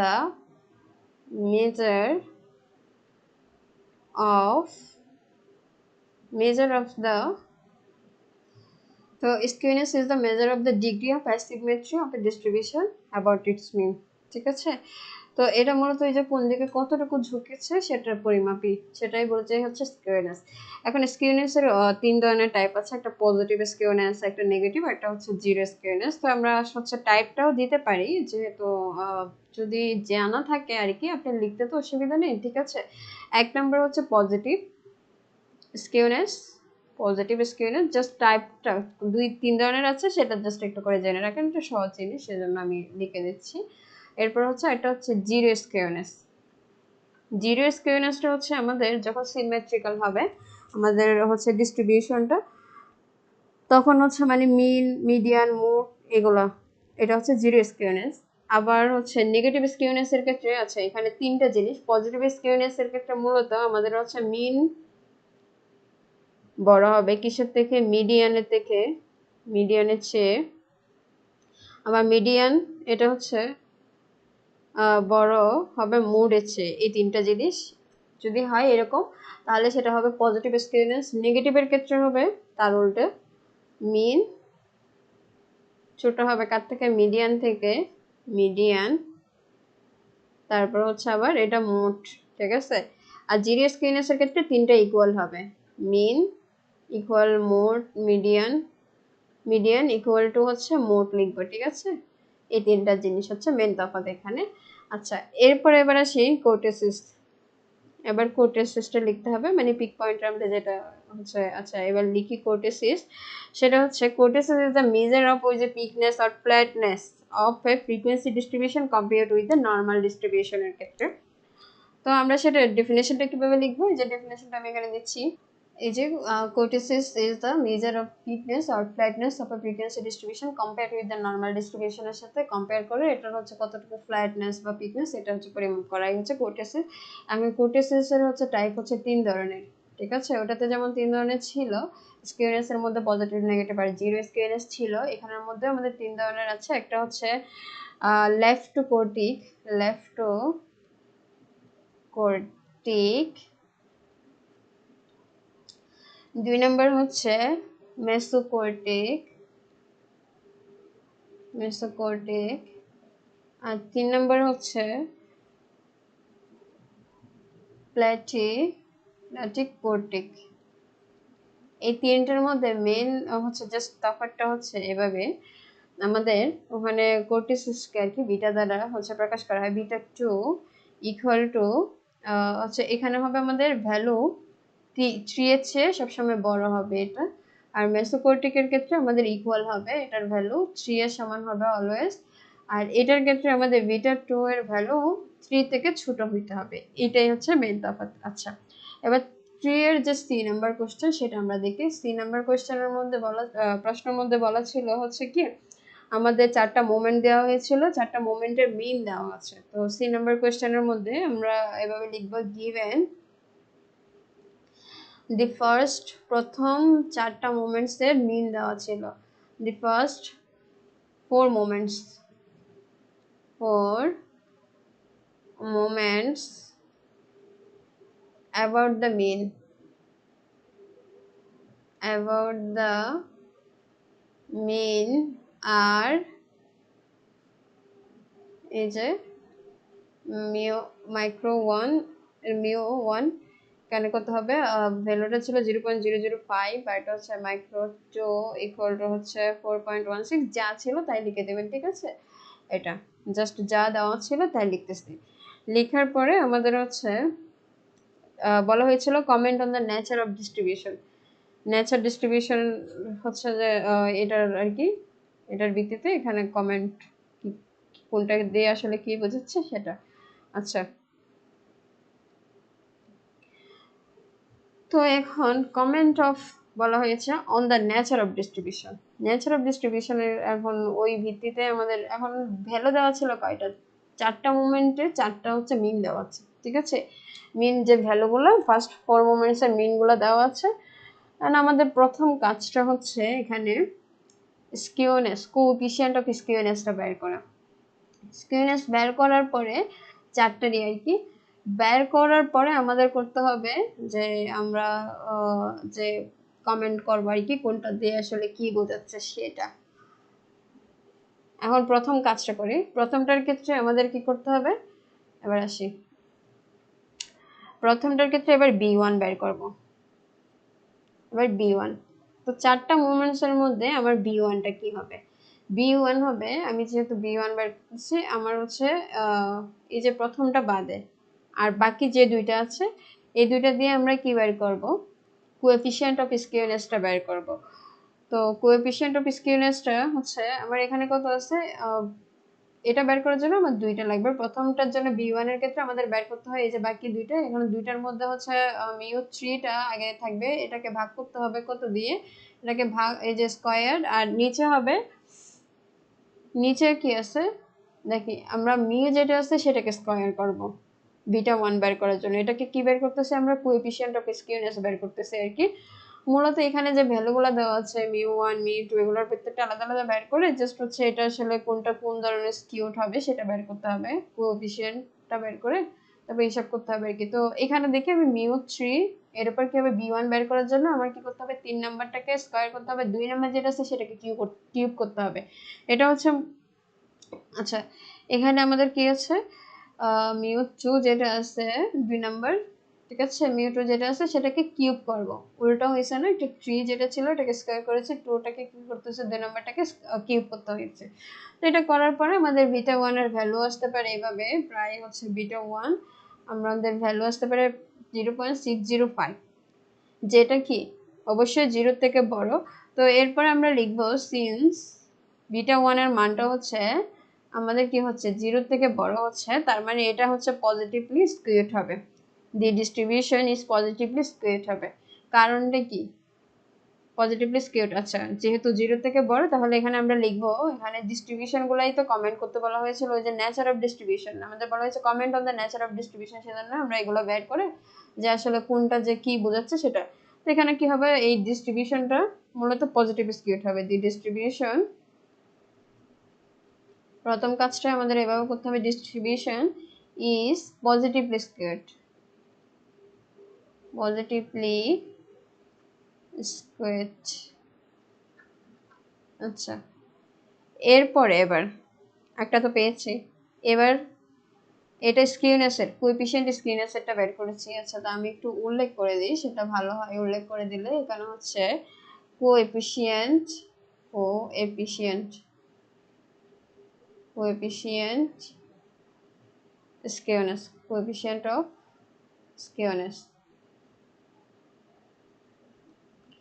ডিস্ট্রিবিউশনের নেচার বের করার জন্য। আচ্ছা এরপরে এবার আমাদের বের করতে হবে মূলত কোএফিসিয়েন্ট অফ কোটেসিস বের করবে। এবার একবার তো হচ্ছে যে আমরা স্কিউনেসটা বের করে দেখেছি, এবার কোটেসিস বের করব, কোএফিসিয়েন্ট কোটেসিস। তো আমি ওখানে যেটা বের করেছি আর কি ওটা কি ছিল স্কিউনেস, স্কিউনেসের ক্ষেত্রে আমার β1 এর ফর্মুলাটা কি ছিল, আমরা 3 নম্বর যেটা ছিল β1, এই যে প্রথম মাঝখানে যে দুটো ছিল β1 এর জন্য কি করতে হয়েছে আমাদের যেটা 2 ছিল সেটার নিচে কি করতে হচ্ছে কিউব করতে হচ্ছে, আর যেটা কিউব 3 নাম্বার ছিল সেটাকে উপরে স্কয়ার করতে হয়েছিল হবে, ঠিক আছে। এবার কোটিসিসের ক্ষেত্রে আমাদের β1 এর ফর্মুলাটা এরকম, β1 ইকুয়াল β2, আমি এটা যেহেতু β1 ধরেছি এটা β2 ধরবো। β2 এর ক্ষেত্রে আমার এবার আমাদের ফর্মুলাটা হচ্ছে এই যে মাইক্রো 4, এখানে হবে 2, তার উপর হবে স্কয়ার, খেয়াল করি। এবার 4 নাম্বারটা কত ছিল 75.40 ছিল, আর 2 μ2 এরটা ছিল কত 4.16, এটাকে কি করতে হবে স্কয়ার করতে হবে। কোর্টেসিসের ফর্মুলাটা β2 এর ক্ষেত্রে কি লিখবো, ওই যে 4 নাম্বারটা লিখে 2 নাম্বারটা দিয়ে স্কয়ার করে ভাগ করে দিতে হবে। তো আমার এটার কত আসবে, কোর্টেসিসের ভ্যালু আসবে প্রায় হচ্ছে প্রায় আমাদের হচ্ছে 4.36 আসবে, যেটা এবার ইন্টারপ্রিটেশনটা দেখি। সিন্স আমাদের বিটার ভ্যালুটা কোটেসিসের ক্ষেত্রে কি হয়, কোটেসিসের ক্ষেত্রে আমাদের ওই যে যদি দেখি যে 3-এর চেয়ে বড় হচ্ছে, আবার 3-এর চেয়ে সমান হলে একরকম, 3-এর চেয়ে বড় হলে একরকম, ছোট হলে একরকম। তো এটা যেহেতু আমার 3-এর চেয়ে বড় এটা, ঠিক আছে, β2 এর ভ্যালুটা, তার মানে এটা কি হবে লেফট কোটিক হবে, একটু আগে যেটা দেখিয়েছিলাম, এই যে আমাদের যে এখানে লিখে দিয়েছিলাম, এই যে β2 এর 3 এর চেয়ে বড় হলে সেটা কি হবে লেফট কোর্টিক, যদি সমান হইতো মেসোকোর্টিক হইতো, যদি ছোট হইতো প্লাইটোকোর্টিক হইতো। তার মানে এই যে ডিস্ট্রিবিউশনটা কি হবে, এই ডিস্ট্রিবিউশনটা দি ডিস্ট্রিবিউশন ইজ লেফটোকোর্টিক হবে, দি ডিস্ট্রিবিউশন। তো আমাদের ডিস্ট্রিবিউশন গুলাই তো হচ্ছে কমেন্ট করতে বলা হয়েছে, তো আমরা দুইটাই বের করেছি ডিস্ট্রিবিউশন, একটা হচ্ছে স্কিউনেস বের করেছি, একটা হচ্ছে কোটেসিস বের করেছি। এবার কোটেসিসের মধ্যে কোনটা হবে স্কিউনেসের মধ্যে কোনটা হবে সেটাও লিখেছি। ডিস্ট্রিবিউশন ইজ কি হবে এখানে এই অংশটুকু অবশ্যই লেফটোকোর্টিক, এখন যেটা দেখিয়েছিলাম লেফটোকোর্টিক।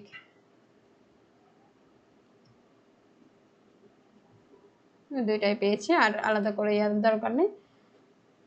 এটার প্রশ্নটা ছিল কি আমাদের 4টা হচ্ছে মোমেন্টস দেওয়া আছে, এগুলোর মধ্যে আমাদের বলা হয়েছে comment on the nature of distribution. তো নেচার অফ ডিস্ট্রিবিউশনের জন্য আমাদের স্কিউনেসের কি করতে হয়েছে, স্কিউনেসের 3 নাম্বার যেটা ছিল সেটা হচ্ছে উপরে লিখে এটা স্কয়ার করে দিতে হয়েছে, নিচেরটাকে কিউব করতে 2 নাম্বার যেটা ছিল সেটাকে কিউব করে স্কিউনেসটা বের করেছি। বের করার পরে যখন দেখেছি আমার 0 থেকে বড়, তার মানে এটা পজিটিভ স্কিউড হচ্ছে, 0 থেকে ছোট হলে কিন্তু নেগেটিভ হইতো, আর যদি সমান হইতো তখন সেটা স্কিউড হইতো, সরি স্কিউড না জিরো হইতো, জিরো স্কিউড আর কি।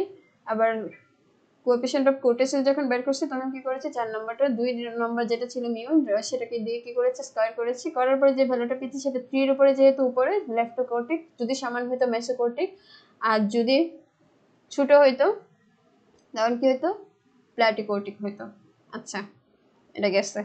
এবার 4 নম্বর কোশ্চেনের মধ্যে আসি। 4 নম্বরের মধ্যে আমাদেরকে কি বলা হয়েছে সেটা দেখে আগে, তারপরে আমি হচ্ছে এটা 4 নম্বরের প্রথম কোশ্চেনটা ছিল, এটা হচ্ছে আপনারা প্রথমে ইয়ে করে দেখে নেবেন, স্টেট অ্যান্ড হচ্ছে prove bias theorem, base theorem বা বেস থিওরেম যে যেভাবে বলো, prove base theorem, base theorem, এটা প্রথমে স্টেট দেন হচ্ছে প্রুভ করতে বলা হয়েছে, ঠিক আছে থিওরেম। তো এটা কিন্তু খুব ইম্পর্টেন্ট, এই অংশটুকু খুবই ইম্পর্টেন্ট। এখানের মধ্যে আমাদের প্রথমে আমরা ধরে নিব, এবার সলিউশনে আসি, লেট a1 a2 a3 এভাবে ডট ডট এন হচ্ছে বি মিউচুয়ালি এক্সক্লুসিভ। আমরা মিউচুয়াল এক্সক্লুসিভ কি সেটা পড়ে এসেছি, mutually exclusive, exclusive and exhaustive events দুটাই দেখেছি। তো আমরা ধরে নিচ্ছি a1 a2 b3 এগুলো হচ্ছে আমাদের mutual exclusive and exhaustive events such that এবার আমাদের p of ai, এটা আমাদের ভ্যালুগুলো 0 থেকে যদি বড় হয়, এখন এখানে i বলতে আমার ওই যে আমরা কত ধরেছি এখানে 1 2 3 4 ডট ডট কত n পর্যন্ত, তো আমি 1 মূলত এটার হচ্ছে প্রবাবিলিটিটা যদি 0 থেকে বড় হয় আর কি, তখন মূলত এগুলো দুই হচ্ছে মিউচুয়াল এক্সক্লুসিভ আর এক্সক্লুসিভ ইভেন্টস হয়। তো 1 2 i বলতে 1 2 ডট ডট কত হবে n হবে, তার মানে আমাদের প্রথমে কি করতে হবে, ধরে নিবে আমরা a1 a2 এইভাবে ডট ডট কত n be mutually exclusive and exclusive events কখন হবে, যখন মূলত 0 থেকে এটার প্রবাবিলিটি বড় হবে। তো এখানে 1 2 তে তো বারবার লিখবো না, সেজন্য আমরা ধরে নিয়েছি i, এই যে 1 2 3 এগুলোর পরিবর্তে i ধরে নিয়েছি, ঠিক আছে। এটা কত হবে, 0 থেকে যখন বড় হবে তখন সেটা মিউচুয়াল এক্সক্লুসিভ এবং এক্সক্লুসিভ ইভেন্টস হবে। এবার ইফ, এবার আমাদের করতে হবে কি, ইফ এবার b is any event, b is any event with p of b 0 থেকে বড়। এবার আরেকটা ধরে নিচ্ছি b যে কোনো একটা ইভেন্ট উইথ হচ্ছে আমাদের 0 থেকে প্রবাবিলিটিটা b এর প্রবাবিলিটিটা বড়, দেন এবার আমরা আসি, দেন এবার এটার হচ্ছে ফর্মুলাটা লিখব, এই যে ai প্রথমে যেটা ধরেছিলাম, ঠিক আছে ইভেন্ট, সেটা বাদ বি, এই দুইটা ঘটনার মধ্যে থেকে মূলত আমরা এই যে বায়াস থিওরেমটা লিখতেছি। এবার হচ্ছে পি অফ, এখানে কি আছে প্রথমে এআই আছে, সেটা প্রবাবিলিটিটা লিখব, লিখার পরে এবার পি অফ আবার এই যেখানে যা আছে তার উল্টো করব, এবার বি বাদ এআই, ঠিক আছে। প্রথমে কি করেছি, এটার প্রবাবিলিটি লিখেছি, এরপরের অংশটুকুর মধ্যে এখানে যা ছিল বিটা আগে লিখবো, এরপর এআইটা পরে লিখেছি ফর্মুলাটা, ঠিক আছে। এটা সোজা এইভাবে দিবেন। আচ্ছা তারপর এবার আসি নিচে, আমাদের সামেশন দিতে হবে, সামেশন উপরে হচ্ছে আমাদের n দিতে হবে, আর যে হচ্ছে 1 থেকে শুরু হবে, যে স্মল লেটারে যা দিবে ইকুয়াল টু 1 দিবেন। তারপর এবার পি অফ এবার লিখতে হবে এই যে নিচে আমি দেখি, এই যে উপরে কি করেছিলাম আই ধরেছি, নিচে যেহেতু আমি জে দিয়েছি আমার আই এর ক্ষেত্রে এখন কি হবে, জে ধরে নিব, এটার প্রবাবিলিটিটা বের করতে হবে। আবার পি অফ সেম ভাবে ওই যে জাস্ট কি করতে হবে, একবার যখন আমি আই ধরে নিয়েছি আবার আরেকটা হচ্ছে 1 থেকে শুরু করব, এক মানে 1 থেকে শুরু করব বলতে যে আর ভ্যালুটাই 1, তো পি অফ a1 আর কি, আর এখানে পি অফ বি দিয়ে সেম এটা এর জায়গায় কি লিখব, এখানে জে লিখব। এটাই হচ্ছে মূলত আমাদের হচ্ছে this formula is known as, এই ফর্মুলাটাকে আমরা বায়াস থিওরেম বলে থাকি, মানে এভাবে লিখবো। এরপরে দিস ফর্মুলাটা তো পারার কথা, একবারে দেখলেই পারা যাবে। This formula is known as bias theorem, এটাই হচ্ছে আমাদের বায়াস থিওরেমের সূত্র, ঠিক আছে। প্রথমে আবার দেখি, আমরা হচ্ছে এখানে ইভেন্ট ধরে নিয়েছি a1 a2 এভাবে ডট ডট n পর্যন্ত ধরে নিয়েছি, এগুলো বলেছে আবার বি মিউচুয়াল এক্সক্লুসিভ এন্ড এক্সহস্টিভ, ঠিক আছে। এক্সক্লুসিভ এবং এক্সহস্টিভ ইভেন্ট এগুলো কখন হবে, যখন আমাদের ওই যে P of a I probability কত হবে, 0 থেকে বড় হবে। তো আই বলতে আবার ওই যে 1 2 3 যেগুলো ধরে নিয়েছি সেটাকে আমি সংক্ষেপে মানে একেবারে একসাথে আই হিসেবে ডিনোট করেছি। এবার আরেকটা ঘটনা ধরতেছি, ইভেন্ট ধরতেছি যেটার ভ্যালু 0 থেকে বড় সেম এটাতে। তখন আমাদের হচ্ছে ফর্মুলাটা কি হবে, দুইটা আমরা ধরে নিয়েছি ইভেন্ট। তো এখন হচ্ছে প্রথমে এআই ছিল, সেটা এরপরে কি করতে হবে ফর্মুলা আমাদের এআই এর প্রবাবিলিটি, তারপর বি বাদ এআই হচ্ছে, এরপর নিচে কি করতে হবে পি অফ এজ এ, তারপর এটা জাস্ট যে ইকুয়াল টু এখানে 1, এখানে তো আই বলতে 1 2 3 এভাবে ডটেড, বাট যে ইকুয়াল টু এখানে কত হবে 1 হবে।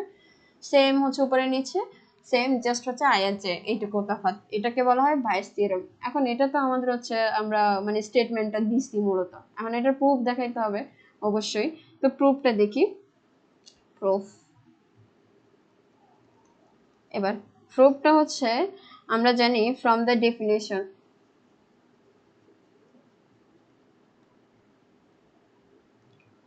from the definition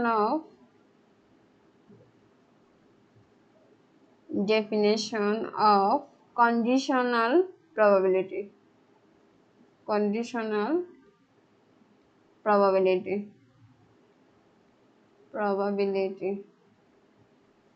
conditional probability যেটা হচ্ছে পি অফ এ আই। ঠিক আছে, কন্ডিশনাল প্রবাবিলিটির সূত্র অনুযায়ী আমরা জানি যে আমি এখানে কি লিখেছি, এই ফর্মুলার মধ্যে পি অফ এ আই বাদ ডি এটা লিখেছি। তো তো এটা আমরা এটা সমান কিন্তু আবার কন্ডিশনাল প্রবাবিলিটির সূত্রটা হচ্ছে p of a i intersection b divided by এই যে পি অফ এ বাদ বি যেটা আছে সেটা ইন্টারসেকশন বি, এরপর নিচে পি অফ নিচে যেটা ছিল এটার প্রবাবিলিটিটা দিয়ে ভাগ করতে হবে বি। এবার তো এটাকে এবার আমরা লিখতে পারি again p of i intersection বিটা আমরা এখান থেকে বের করতে পারি again p of a i intersection b সমান কি হবে আমাদের পি অফ এ আই, এরপরে কি হবে এই জায়গায় এগেইন। আচ্ছা এখানে আমরা হচ্ছে কি যেন আছে এ আই, ও সরি সেটা হচ্ছে আমি একবার তো এ আই দিয়ে লিখেছি, ঠিক আছে, আরেকবার তো আমি চাইলে বি এ আই এর জায়গায় আমি বিটা আগে দিতে পারি। ঠিক আছে, বিটা আগে দিয়ে তখন আমরা আসলে হচ্ছে দেখি এটা কি হবে সেটা লিখি এই অংশটুকুর মধ্যে। মানে আমি যখন প্রথমে ঘটনা হচ্ছে এ আই ধরে নিয়েছি তখন ইভেন্ট দুইটা যেহেতু মিস হয়নি, তো আমার আরেকটা আমি হচ্ছে দুইটাই চেঞ্জ করে ধরতে পারি, আরেকবার ধরতে পারি বিটা আগে তারপরে কি করব এ আই। তখন আমাদের ফর্মুলাটা কি হবে, তখন আমাদের ফর্মুলাটা হচ্ছে এই যে এখানে নিচে কি হবে পি অফ এই জায়গায় কত ছিল, এখানে নিচে এই পাশে যেটা ছিল সেটাই দিয়েছি, তাহলে এখানে কি হবে এখানে পি অফ এই যে এই পাশে কত হবে এ আইটা হবে, আর উপরে কি হবে পি অফ বি ইন্টারসেকশন কি হবে এ আই, এটাই তো। ঠিক আছে, কন্ডিশনাল প্রবাবিলিটি অনুযায়ী এই দুইটা আলাদা আলাদা করে। এখন এই দুইটার মধ্যে আমরা কমন কিছু জিনিস কি আছে, কমন কিছু এরকম কি কিছু পাচ্ছি। এখন আমরা সেটা আরেকটা জিনিস লিখতে পারি, সেটা হচ্ছে কি আচ্ছা এখানের মধ্যে আমরা দেখে একটা জিনিস খেয়াল করে, আমরা হচ্ছে এভাবে পড়েছিলাম না এ ইন্টারসেকশন বি এর ভ্যালুটা আমরা যদি বি ইন্টারসেকশন কি করি তাহলে কি চেঞ্জ হবে, কোনো চেঞ্জ হবে না। ঠিক আছে, বি ইন্টারসেকশন এ করলে যা ইন্টারসেকশন বি করলেও তা আসবে। যেমন আমি ধরতে পারি এখানে হচ্ছে 2 3 আছে আর এর মধ্যে, আর এরপরে হচ্ছে বি এর মধ্যে আছে মনে করি 4 আর 3। ঠিক আছে, 4 আর 3, তো আমি ইন্টারসেকশন বি করলে আমার হচ্ছে যেটা মিল আছে শুধু সেটাই আসবে 3 আসবে, যদি বি ইন্টারসেকশন এ করি তাও খালি 3 আসবে। তার মানে আমি এই অংশটুকুর ক্ষেত্রে একটা জিনিস করি, সেটা হচ্ছে p of b but a i equal to এখানে এই যে পি অফ বি ইন্টারসেকশন যেটা দিয়েছি সেটাকে আমি এভাবে লিখতে পারি A intersection A i intersection কি লিখতে পারি বি, নিচে যা আছে তা লিখতেছে। ঠিক আছে, এ আই। এরপর এবার আমরা কি করব এই অংশটুকু, কারণ এখানে আমি উপরে যেটা লিখেছিলাম সেটাতে আমি পি অফ কি এ আই ইন্টারসেকশন বি যেটা আছে সেটার আমি একটা ভ্যালু বের করে নিচ্ছি, সেটা কি হবে পি অফ বি বাদ এ আই ইন্টু কত হবে পি অফ এ আই হবে। ঠিক আছে, তো আমি এটা কি করতেছি এই যে প্রথম যেটা আছে সেটাতে বসাবো, বসানোর পরে আমার কি হয় সেটা দেখি। তো প্রথমে কি আছে, প্রথমে আছে এই যে হচ্ছে এখানে, এরপর লিখি এখানে পি অফ এ আই ভাগ হচ্ছে এখানে বি ইকুয়াল টু হবে কত, উপরে কি লিখবো এখন, এই যে আমি এখানে কি পেয়েছি, p of b but a i into p of a i, নিচে কি হবে, নিচে এই যে পি অফ বি যেটা ছিল ফর্মুলা ওটা আমি জাস্ট এখানে ইন্টারসেকশন বি এর যেটা ছিল জাস্ট ওটার পরিবর্তে লিখেছি। তাহলে এখন আমরা কি পেয়েছি, p of a i but b equal to কি পাবো, p of b but a i. তো পি অফ এ আইটা আগে লিখতে পারি, দেন ওটা লিখে হচ্ছে সুন্দর করে সাজিয়ে লিখতে পারি, সেটা হচ্ছে এভাবে। নিচে হচ্ছে কি থাকবে, নিচে থাকবে পি অফ বি থাকবে, আর উপরে হচ্ছে পি অফ এ আই, এখানে হবে p of b but a i. ঠিক আছে, এটা মানে এটা তো আমরা পেয়েছি। এরপরে এবার আমাদের কি করতে হবে, এ আই বলতে কি, ওই যে ওয়ান আই বলতে 1 2 3 এভাবে ধরেছি তাই না। তো আমরা এবার করতে পারি যে এরপর লাইনটা দেখি, এতটুকু করার পরে এইটুকু হচ্ছে জাস্ট একটা ম্যাথমেটিক্যাল ফর্মের মতো। এরপর এবার আমরা লিখতে পারি নাও সিন্স a1 a2 এরপর হচ্ছে a3 ডট ডট এন পর্যন্ত লিখতে পারি। আর মিউচুয়ালি এক্সক্লুসিভ, ওই যে আমরা যেটা প্রথমে লিখেছিলাম, ঠিক আছে, আমরা যে স্টেটমেন্টটা দিয়েছিলাম সেখানে বলেছিলাম হচ্ছে এগুলো মিউচুয়ালি এক্সক্লুসিভ, মিউচুয়ালি মানে এটা কিন্তু এক্সক্লুসিভ অ্যান্ড এক্সহস্টিভ, এক্সহস্টিভ, যেটা বি ইকুয়াল টু হচ্ছে a1, এবার আমরা বি ইকুয়াল টু হচ্ছে a1 ইন্টারসেকশন বি ইউনিয়ন, এরপর হচ্ছে a2 ইন্টারসেকশন বি, এইভাবে হচ্ছে যে union dot dot dot dot আমরা এবার লিখতে পারি ইউনিয়ন দিয়ে এখানে হচ্ছে a n পর্যন্ত মিউচুয়ালি এক্সক্লুসিভ এন্ড এক্সহস্টিভ, সেটাকে এভাবে লিখতে পারি। দুইটা ঘটনার মধ্যে আমার একটা বি, তো আর এই দুটো হচ্ছে আমরা ওয়ান ইন্টারসেকশন, তো পরে হচ্ছে মানে প্রত্যেকটার ইন্টারসেকশন বের করে জাস্ট পরে কি করব ইউনিয়ন আর কি। আচ্ছা, এটা করার পরে এবার আমরা এই লেখাটা লেখার পরে আমরা প্রুফ দেওয়ার জন্য আমাদের এত সব কাহিনী করা লাগতেছে। এরপর পি অফ বি বের করবে, এবার পি অফ বিটা লাগবে, ঠিক আছে। তো পি অফ বি বের করার জন্য আমাদের কি করতে হবে, আমরা কিন্তু এখানে দেখেছি পি অফ বি কিভাবে করে, ঠিক আছে, যে পি অফ বি এনে ছিল না, পি অফ বি সমান আমরা কি পাবো, যদি আমি হচ্ছে এটা আড়াআড়ি গুণ করি তখন আমার পি অফ বি সমান কি পেতে পারি আমরা, এই যে এখানে কি যেন ছিল ফর্মুলাটা শুরুতে, এই যে পি অফ বি সমান কি ছিল আমার, এই যে এইগুলো কি করতে পারি আড়াআড়ি গুণ করে আমরা লিখতে পারি আর কি। তো এখানে এবার আমরা সেটা হচ্ছে এভাবে লিখি, p of b equal to হচ্ছে পি অফ a1 হবে একবার, তারপর পি অফ বি বাদ a1, এটাই হবে। এবার এইভাবে হচ্ছে প্লাস ডট ডট আমার কত পর্যন্ত হবে, প্লাস পি অফ এখানে কত হবে এ এন ইন্টু কত হবে পি অফ বি বাদ এ এন পর্যন্ত হবে, ঠিক আছে। একবার বি আবার এটা প্রবাবিলিটি বের করেছি। এবার অর, আচ্ছা অন্যটা ইয়া করার দরকার নেই, আচ্ছা লিখতে পারি অর, এটা যে আমরা যোগ করতেছি তাই না, এটা সামেশন হবে, তাহলে সেটা এভাবে লিখতে পারি সামেশন, এখানে আমি লিখতে পারি এন, সামেশন দিয়ে উপরে দিতে পারি এন, আর নিচে কত হবে জে ইকুয়াল টু হচ্ছে 1 মানে 1 থেকে, তো এরপর পি অফ এখানে আছে কি a1 আছে না, তার মানে এখানে কি লিখবো এ, আমার এখানে আমি যেহেতু জে ধরেছি এখানে কি দিব জে, এরপর পি অফ আমার এখানে কি আছে, এরপর বি বাদ 1 এর ক্ষেত্রে যেহেতু 1 যেটা আছে 1 এর ক্ষেত্রে আমরা কি দিব জে দিব।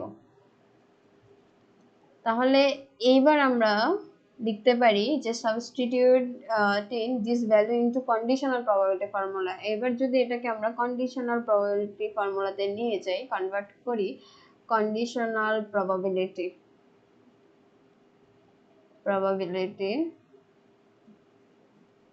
তখন আমাদের হবে p of a i dot b equal to হচ্ছে এখানে পি অফ এ আই, এখানে পি অফ বি বাদ সোজা দিতে হবে আই, এখানে নিচে কি হবে, এই যে নিচে যা ছিল এই অংশটুকু জাস্ট বসাই দিব, সামেশন উপরে কি হবে এন, নিচে কত হবে জে ইকুয়াল টু 1, দেন হচ্ছে পি অফ কি দিতে হবে এ জে, এরপর পি অফ বি বাদ এ জে, এটাই হচ্ছে আমাদের বাইয়েস থিওরেম, এটাই প্রুফ, এতটুকুই। এরপরের অংশটুকু 4-এর বি নাম্বার প্রশ্নটা ছিল, কি যেন ছিল প্রশ্নটা একটু দেখি দেন হচ্ছে বল। আচ্ছা, 4-এর বি নাম্বার প্রশ্নটা ছিল হচ্ছে diagnostic test has a probability 0.95, মানে প্রবাবিলিটি দ্যাট টেস্ট হচ্ছে পজিটিভ, যেটা কি কত দেওয়া হচ্ছে 0.95 পজিটিভ, এটা লেখা আছে। Result when applied to a person suffering from a certain disease and a probability 0.01%, যখন হচ্ছে তার প্রবাবিলিটি কি বলা হয়েছে অফ গিভেন ফলস পজিটিভ 0.01, তখনই তার হচ্ছে যে পজিটিভ প্রবাবিলিটিটা কত ছিল 0.95, ফলস পজিটিভ প্রবাবিলিটিটা ছিল কত 0.1%। আচ্ছা, 0.01% when applied to a non sufferer হিসেবে যখন করছে আর কি, তখন it is estimated that 5% of the population are sufferers, অর্থাৎ এটা হচ্ছে যে মানে কত পার্সেন্ট মানুষ আসলে এটা সাফার করতেছে, তো একজন ব্যক্তি কত পার্সেন্ট 5% সাফার করতেছে, ঠিক আছে। প্রথমটা হচ্ছে পজিটিভ ডিজিজ, মানে পজিটিভ হয়েছে ডিজিজটা, সেজন্য আমরা কি করতে পারি, এরপরে হচ্ছে আরেকটা আবার বলা হয়েছে ফলস পজিটিভ, তারপর হচ্ছে বলা হয়েছে সাফার করতেছে একজন মানুষ কত পার্সেন্ট 5% ধরে। প্রথম কোয়েশ্চেনটা হচ্ছে find the probability that the test is positive, তো টেস্টটা যে পজিটিভ সেটা হচ্ছে আমাদের বের করতে বলা হয়েছে, এন্ড বের করবো আমরা। এন্ড কিভাবে বের করতে পারি সেটা একটু দেখি, আর এরপরে কোয়েশ্চেনটা দেখি। 2 নাম্বার যে কোয়েশ্চেনটা ছিল if the test is positive, 2 নম্বরে বলা হয়েছে, প্রথমটাতে বলা হয়েছে কি টেস্ট হচ্ছে পজিটিভ কিনা সেটা বের করতে বলা হয়েছে, আর এরপরে বলা হয়েছে ফাইন্ড দ্য, যদি টেস্টটা পজিটিভ হয় find the probability that the person is actually A sufferer, উনি যে আসলে সাফার করতেছে সেটা অ্যাকচুয়ালি সাফারার, সেটা হচ্ছে আমাদের কত পার্সেন্ট সম্ভাবনাটা বের করতে বলা হয়েছে। এবার আমরা সলিউশনের মধ্যে এবার আমরা দেখি আমাদের যে বি নাম্বার যে কোশ্চেনটা ছিল সেটাতে হচ্ছে প্রথমে ছিল এরকম যে প্রবাবিলিটি আমাদের হচ্ছে যে টেস্ট হচ্ছে পজিটিভ যেটা ছিল আর কি, তো আমার এটা এভাবে লিখতে পারি, যা যা দেওয়া ছিল প্রথমে তা লিখতেছি, প্রবাবিলিটি দ্যাট দ্য টেস্ট, মানে প্রথম যেটা বলা হয়েছে সেটা কি বলা হয়েছে, that the test is positive,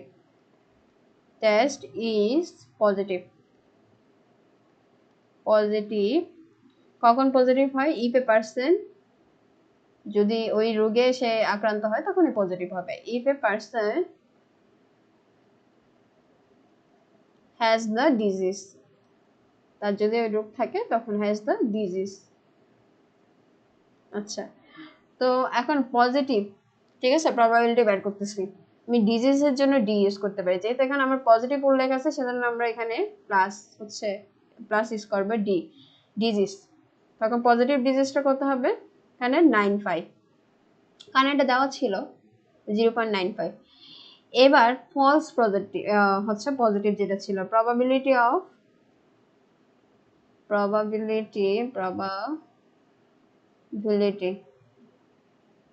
of a false positive, এটা তো হচ্ছে আমাদের বলা হয়েছে যখন মানে if a person has the disease তখনের টেস্ট পজিটিভটা কত বলা হয়েছিল 0.95, আর ফলস যে পজিটিভ সেটা হচ্ছে কত হবে। তো আমি যেহেতু এখানে একবার হচ্ছে ডি ধরে নিয়েছি ডিজিজের জন্য, পজিটিভের জন্য, ফলস পজিটিভ তখন আমরা ডি প্রাইম ধরবো, যেহেতু পজিটিভ বলা হয়েছে সেজন্য যোগ চিহ্নটা দিব, তারপর ডি প্রাইম দিচ্ছি, ঠিক আছে। তারপরে কত পার্সেন্ট বলা হয়েছিল 0.1, এটা 0.1 দেওয়া আছে ভ্যালু। এবার আবার এটা বলা হয়েছিল যে যদি মানে ওই রোগটা থাকে, এখন পজিটিভ ফলস পজিটিভ এগুলো তো দেওয়া হয়েছে, কিন্তু আবার বলা হয়েছে তার যদি থাকে তাহলে তার সম্ভাবনাটা, এবার আসি, এবার রোগের মধ্যে যে প্রবাবিলিটি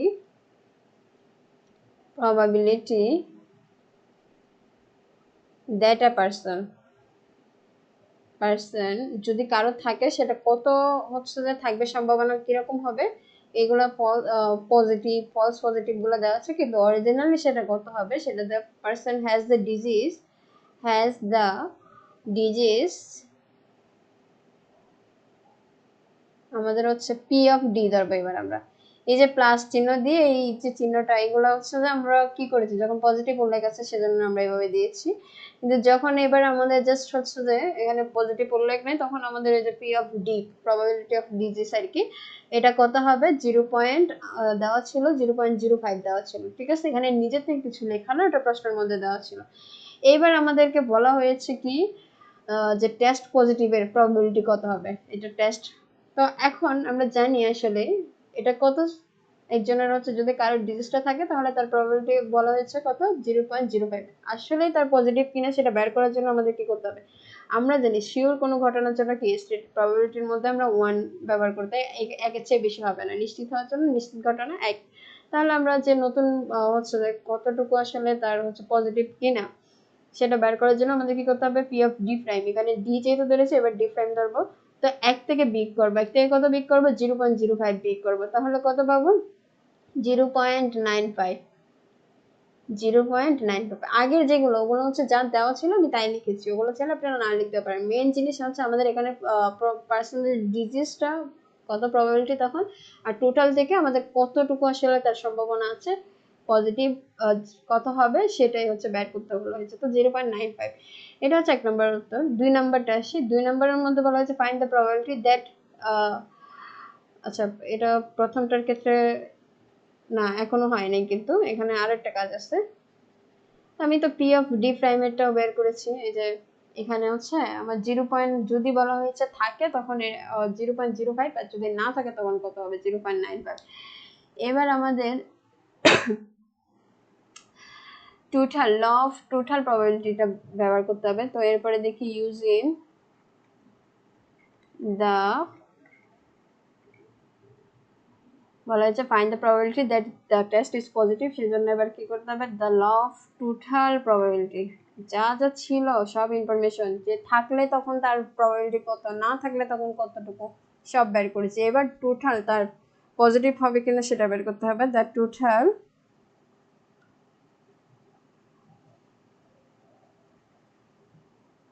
প্রবাবিলিটি,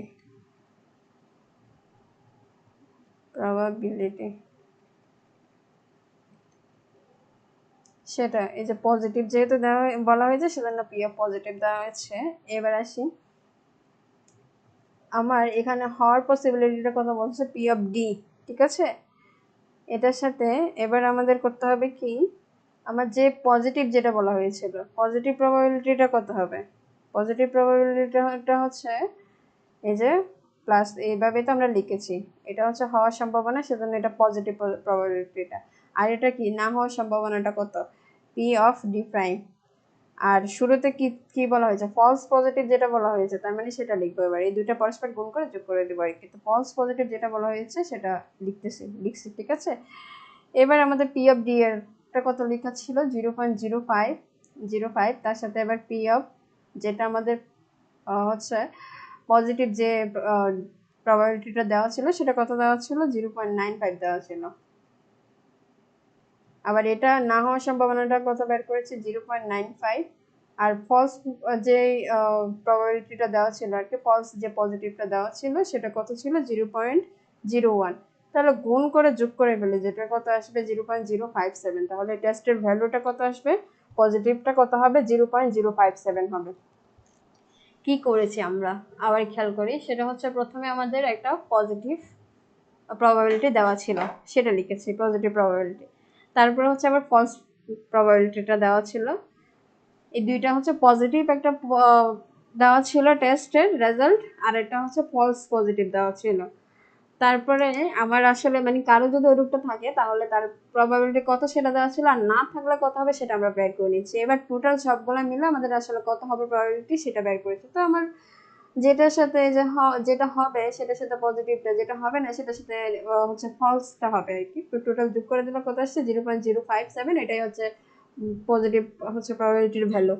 এবার 2 নাম্বারটা বলা হয়েছে যদি টেস্ট পজিটিভ আসে, তো আমার তো রেজাল্ট পজিটিভই আসতেছে।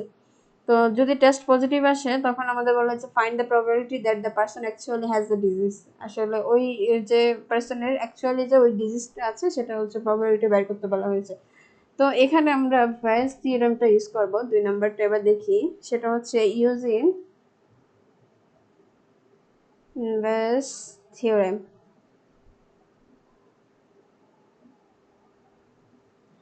এটা হবে পি অফ, ওই যে অ্যাকচুয়ালি আছে কিনা সেটা এবার, ঠিক আছে।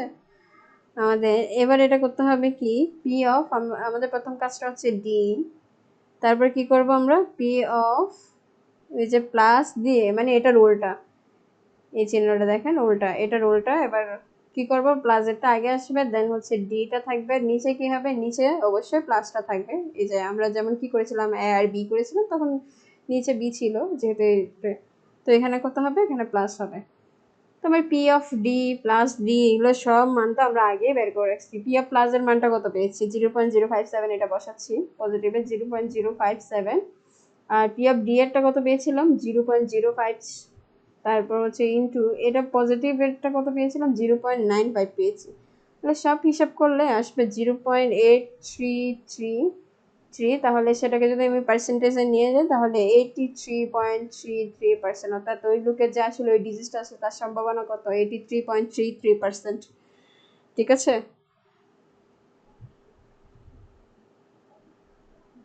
মানে টেস্ট কি হবে, হাইলি অ্যাকুরেট হবে। আচ্ছা, যাই হোক, ওই লোকের যে আছে মানে রোগটা, সেটার পসিবিলিটি মানে চান্স কতটুকু, 83.33%। আচ্ছা, এবার আমাদের এরপরে কোশ্চেনটা ছিল কি, এরপরে কোশ্চেনটা আমরা দেখি। 5 নম্বর কোশ্চেনের মধ্যে বলা হয়েছে, in the following table are recorded data showing the experience of machine operators, experience দেওয়া হয়েছে আর পারফরমেন্স রেটিং দেওয়া হয়েছে। তো এখানে এরপর বলা হয়েছে কি, the number of good parts turned out হার 100 pieces, calculate the regression line of performance rating on experience and estimate the probable performance if an operator has 7 years experience. ঠিক আছে, তো এখানে আমাদের যে টেবিলটা দেওয়া আছে, ঠিক আছে, একটা হচ্ছে যে এক্সপিরিয়েন্সের দেওয়া আছে আর একটা রেটিংয়ের দেওয়া আছে। এখন এই চারটা আমাদের করতে হবে। এই চারটাতে আমাদের কাজটা হচ্ছে, প্রথমে হচ্ছে আমাদের বের করতে বলেছে কি, রিগ্রেশন। দেখি, হ্যাঁ, calculate the regression of line of performance rating on experience and estimate the probable performance if N. আচ্ছা, এবার আমরা বের করি। তো কিভাবে বের করবে সেটা দেখে প্রথমে আমাদের চারটা লিখে নিতে হবে, লেখার পরে বাকি কাজটা দেখাবো। চারটা ছিল, একটা এক্স আর একটা ওয়াই, দুইটা আলাদা আলাদা ছিল। যেটাতে হচ্ছে মূলত এক্সপিরিয়েন্সটা হচ্ছে যে এক্স দিয়ে ডিনোট করা হয়েছে, আর রেটিং, পারফরমেন্স রেটিংটা ওয়াই।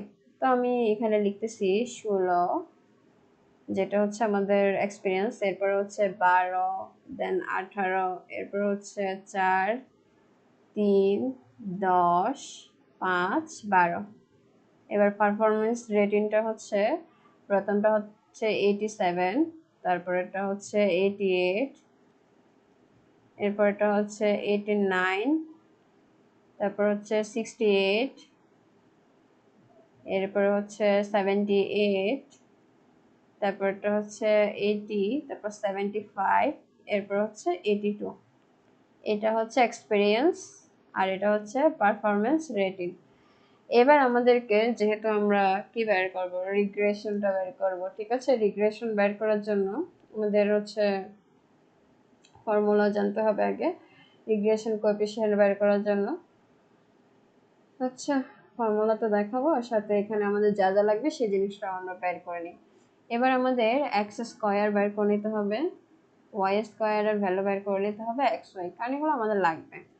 এবার x square, y square, x y, এগুলো যা যা আছে সব হচ্ছে লিখতে হবে। তো আমি প্রথমটা লিখতেছি, এখানে এক্সকে 16কে যদি স্কোয়ার করা হয় 256, তারপর হচ্ছে 12 140 হবে, এরপর এটা হচ্ছে 324 হবে, 18 স্কোয়ার করলে 24 হবে, তারপরে হচ্ছে 4 আছে সেটা কত হবে 16, এরপর 3 9 হবে, 10 আছে সেটা 100 হবে, 5 যেটা আছে সেটা 25 হবে, 12 যেটা আছে সেটা কত হবে 144 হবে। আর ওয়াই স্কোয়ারের ক্ষেত্রে হচ্ছে এটা অনেক বড় আসবে, 87 88, এভাবে হচ্ছে আপনারা লিখবেন টোটাল, ঠিক আছে। এক্স ওয়াই এর এরপরে দুইটা গুণ করে এই অংশটুকু আপনারা করবেন। করার পরে এখানে হচ্ছে যে যা যা লিখবো আর কি, ওগুলোর হচ্ছে আমি এখন এবার আমাদের বের করতে হবে সামেশন এক্স। এই যে সামেশন এক্স, এক্স এর ভ্যালুটা বের করতে হবে। এখানে সামেশন ওয়াই, তারপর হচ্ছে সামেশন এক্স স্কয়ারটা বের করতে হবে, সামেশন ওয়াই স্কয়ারের ভ্যালুটা বের করতে হবে, তো সব যোগ করে দিতে হবে আর কি। এরপর সামেশন এক্স ওয়াইটা বের করতে হবে, ঠিক আছে? সব যোগ করে যত পাওয়া যাবে। আর এন সমান কত হবে? এন সমান কত আছে আমাদের? কয়টা আছে? একটা, দুইটা, তিনটা, চারটা, পাঁচটা, ছয়টা, সাতটা, আটটা। আটটা দেওয়া ছিল নাকি? আটটা আটজনের ইনফরমেশন, 1 2 3 4 5 6 7 8। হ্যাঁ, এন সমান 8। আবার এন সমান আপনি এখানে, কারণ এটা হচ্ছে ফ্রিকোয়েন্সি দেওয়া ছিল না, মানে গণসংখ্যা দেওয়া ছিল না আর কি, একজনের করা হয় না ডাটা, এখানে প্রত্যেকেরই ইন্ডিভিজুয়ালি, সেজন্য আমাদের ইনফরমেশন দেওয়া হয়েছে কতজনের? 8 জনের। এন ইকুয়াল টু কত হবে? 8 হবে এখানে। এবার আমাদের প্রথম কাজটা হচ্ছে মিন বের করা। তো মিনটা বের করবো আমরা। প্রথম কাজ হচ্ছে মিন বের করা, যেটা হচ্ছে এক্স বার, ঠিক আছে? এক্স বার এটা বের করার জন্য আমাদের কি করতে হবে? সামেশন এক্স যেটা থাকবে, এই যে সামেশন এক্স, এটাকে কি দ্বারা ভাগ করতে হবে? এন দ্বারা। তো সামেশন এক্স হচ্ছে আপনারা হিসাব করে দেখবেন, এখানে হচ্ছে 80 আসতে পারে, আর এন হচ্ছে কত? এন হচ্ছে 8, ভাগ করলে আমরা পাবো 10। এবার ওয়াই বারটা বের করব। ওয়াই বার বের করার জন্য কি হবে? সামেশন ওয়াই ডিভাইডেড বাই কি হবে? এন। তো সামেশন ওয়াই এর ভ্যালুটা কত আসবে? এটা আপনারা যোগ করে কত পেতে পারেন? 647 এন্ড হচ্ছে 8, 8 দিয়ে ভাগ করলে আমরা কত পাবো? 80.875 পাবো। এবার কাজ, এটা মিন তো আমরা বের করেছি, ঠিক আছে? মিন এবার বের করা শেষ, আমরা এক্স ওয়াই এক্স স্কয়ার সব বের করতেছি। এবার আমাদের হচ্ছে রিগ্রেশন কোএফিসিয়েন্টটা বের করতে হবে। রিগ্রেশন কোএফিসিয়েন্ট বের করার জন্য আমাদের ফর্মুলা, রিগ্রেশন কোএফিসিয়েন্ট বের করতে হবে। এবার রিগ্রেশন কোএফিসিয়েন্ট, আমরা তো আলাদা আলাদা মিন বের করে নিয়েছি, ভ্যালু সব যা যা লাগবে সব বের করে নিয়েছি, কোএফিসিয়েন্ট। তো ফর্মুলাটা হচ্ছে, ফর্মুলা হচ্ছে বি ওয়াই এক্স দিচ্ছি, অর্থাৎ পারফরমেন্স আর এক্সপিরিয়েন্স, এটা ইকুয়াল টু হচ্ছে N summation, N into summation এবার এক্স ওয়াই, সামেশন এন এর সাথে আমাদের সামেশন এক্স ওয়াই কি হবে? গুণ হবে। ও মাইনাস সামেশন এক্স আবার সামেশন ওয়াই, এক্স ওয়াই থেকে কি করতে হবে? N into summation x y থেকে সামেশন এক্স আর সামেশন ওয়াই কি করতে হবে? গুণ করে সেটা বিগ করে দিতে হবে। নিচে লিখতে হবে এন ইন্টু সামেশন একবার এক্স স্কয়ার মাইনাস আরেকবার হচ্ছে সামেশন এক্স তার উপর স্কয়ার। এটা হচ্ছে আমাদের রিগ্রেশন কোএফিসিয়েন্টের ফর্মুলা। এটা রিগ্রেশন কোএফিসিয়েন্টের ফর্মুলা, যেটা হচ্ছে by(x) ইকুয়াল টু কি লিখবো? n দিয়ে সামেশন x y, তার থেকে কি করতে হবে? মাইনাস সামেশন, এই যে x লিখছি সেটা আবার ইনটু সামেশন y, নিচে কি করতে হবে? সামেশন x স্কয়ার দিয়ে ভাগ করতে হবে, আবার মাইনাস সামেশন x এর হোল স্কয়ার করতে হবে, ঠিক আছে? আমরা summation x summation x square প্রত্যেকটা কিন্তু মান আলাদা আলাদা করে চার্টের মধ্যে বের করে নিব। এবার এটাতে আমরা মানগুলো বসাবো। সামেশন n এর ভ্যালু কত? 8 ইনটু, এরপরে সামেশন x y যা পাবেন আর কি সেটা হচ্ছে 6715 পেতে পারেন, মাইনাস সামেশন এক্স এর ভ্যালু হচ্ছে 80, এরপরে হচ্ছে সামেশন ওয়াই এর ভ্যালু পাওয়া যেতে পারে 647, নিচে এন হচ্ছে 8 ইনটু সামেশন এক্স স্কয়ারের হচ্ছে ভ্যালু আসতে পারে 1018, যেটা চারটা করে নেবেন। সামেশন এক্স কত? সেটা হচ্ছে 80, তার উপর কি করতে হবে? স্কয়ার করতে হবে। এটা করার পরে আমাদের যে ভ্যালুটা আমরা পাবো, রিগ্রেশন কোএফিসিয়েন্টের ফর্মুলাটা কি? মূলত n summation x y minus summation x into summation y divided by কি হবে? n ইনটু সামেশন x এর উপর square minus summation x whole square হবে। এটা হচ্ছে রিগ্রেশন কোএফিসিয়েন্টের ফর্মুলা, মনে রাখবেন এটা। এরপর এখানে ক্যালকুলেশন করে আমাদের ভ্যালু আসতে পারে হচ্ছে 1.1239, এটা হচ্ছে by(x) এর ফর্মুলা, যেটাকে রিগ্রেশন কোএফিসিয়েন্ট বলা হয়, ঠিক আছে? এবার রিগ্রেশন ইকুয়েশনটা আমাদের লাগবে। এবার আমরা রিগ্রেশন ইকুয়েশনটা এবার দেখি। এবার রিগ্রেশন ইকুয়েশন, এটা রিগ্রেশন কোএফিসিয়েন্ট বের করেছিলাম, এবার রিগ্রেশন ইকুয়েশন জানবো আমরা। রিগ্রেশন ইকুয়েশনটা হচ্ছে equation of y on x, অর্থাৎ পারফরমেন্সটা এক্সপিরিয়েন্সের উপর ভিত্তি করে আমরা ইকুয়েশনটা লিখব। তো y minus y1 y minus y bar equal to হচ্ছে by(x) by(x) এখানে হচ্ছে x মাইনাস x বার, এটা হচ্ছে রিগ্রেশনের ইকুয়েশন। তো ওয়াই কত ছিল, এখন ওয়াই তো আমরা কারণ ইন্ডিভিজুয়ালি তো অনেক গোলা ছিল, ঠিক আছে, ওয়াই বারটা তো আমরা বের করেছি, ওয়াই বারটা শুরুতে বের করে নিয়েছিলাম, কত পেয়েছিলাম 80.875 পেয়েছি। আর বি ওয়াই এক্স এর মানটা পেয়েছি 1.1239। তারপরে কত হবে এক্স, তো আমরা হচ্ছে এক্স এর ভ্যালু তো আমরা জানি না, এরপর কি করব, এখানে এক্স বারেরটা কিন্তু আমরা জানি, সেটা কত ছিল 10 ছিল। তাহলে এবার আমরা জাস্ট হচ্ছে এখান থেকে একটা ইকুয়েশন বের করে নিব। ইকুয়েশনটা হচ্ছে ক্যালকুলেশন করলে ইকুয়েশনটা এরকম আসতে পারে, y ইকুয়াল টু হচ্ছে 69.636 প্লাস 1.124 ইন্টু এক্স। এটা হচ্ছে আমরা রিগ্রেশনের ইকুয়েশন, পারফরমেন্স রেটিং। এই যে ওয়াই মানে পারফরমেন্স রেটিং কিসের ভিত্তিতে, এক্সপিরিয়েন্সের ভিত্তিতে, তখন আমাদের রিগ্রেশন ইকুয়েশনটা এভাবে আসতে পারে। এবার আমাদের বলা হয়েছে এস্টিমেট দ্য পারফরম্যান্স।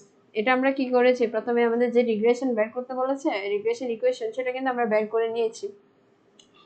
এবার আমাদের কি করতে হবে, এবার আমাদের কাজ হচ্ছে বলা হয়েছে estimate the performance for 7 years experience. যাদের 7 ইয়ার্স এক্সপিরিয়েন্স আছে তাদের পারফরম্যান্সটা বের করতে বলা হয়েছে। তো এখান থেকে আমরা এবার 7 ইয়ার্স যাদের এক্সপিরিয়েন্স আছে তাদেরটা বের করব। তো এবার লিখবো এস্টিমেট দ্য পারফরম্যান্স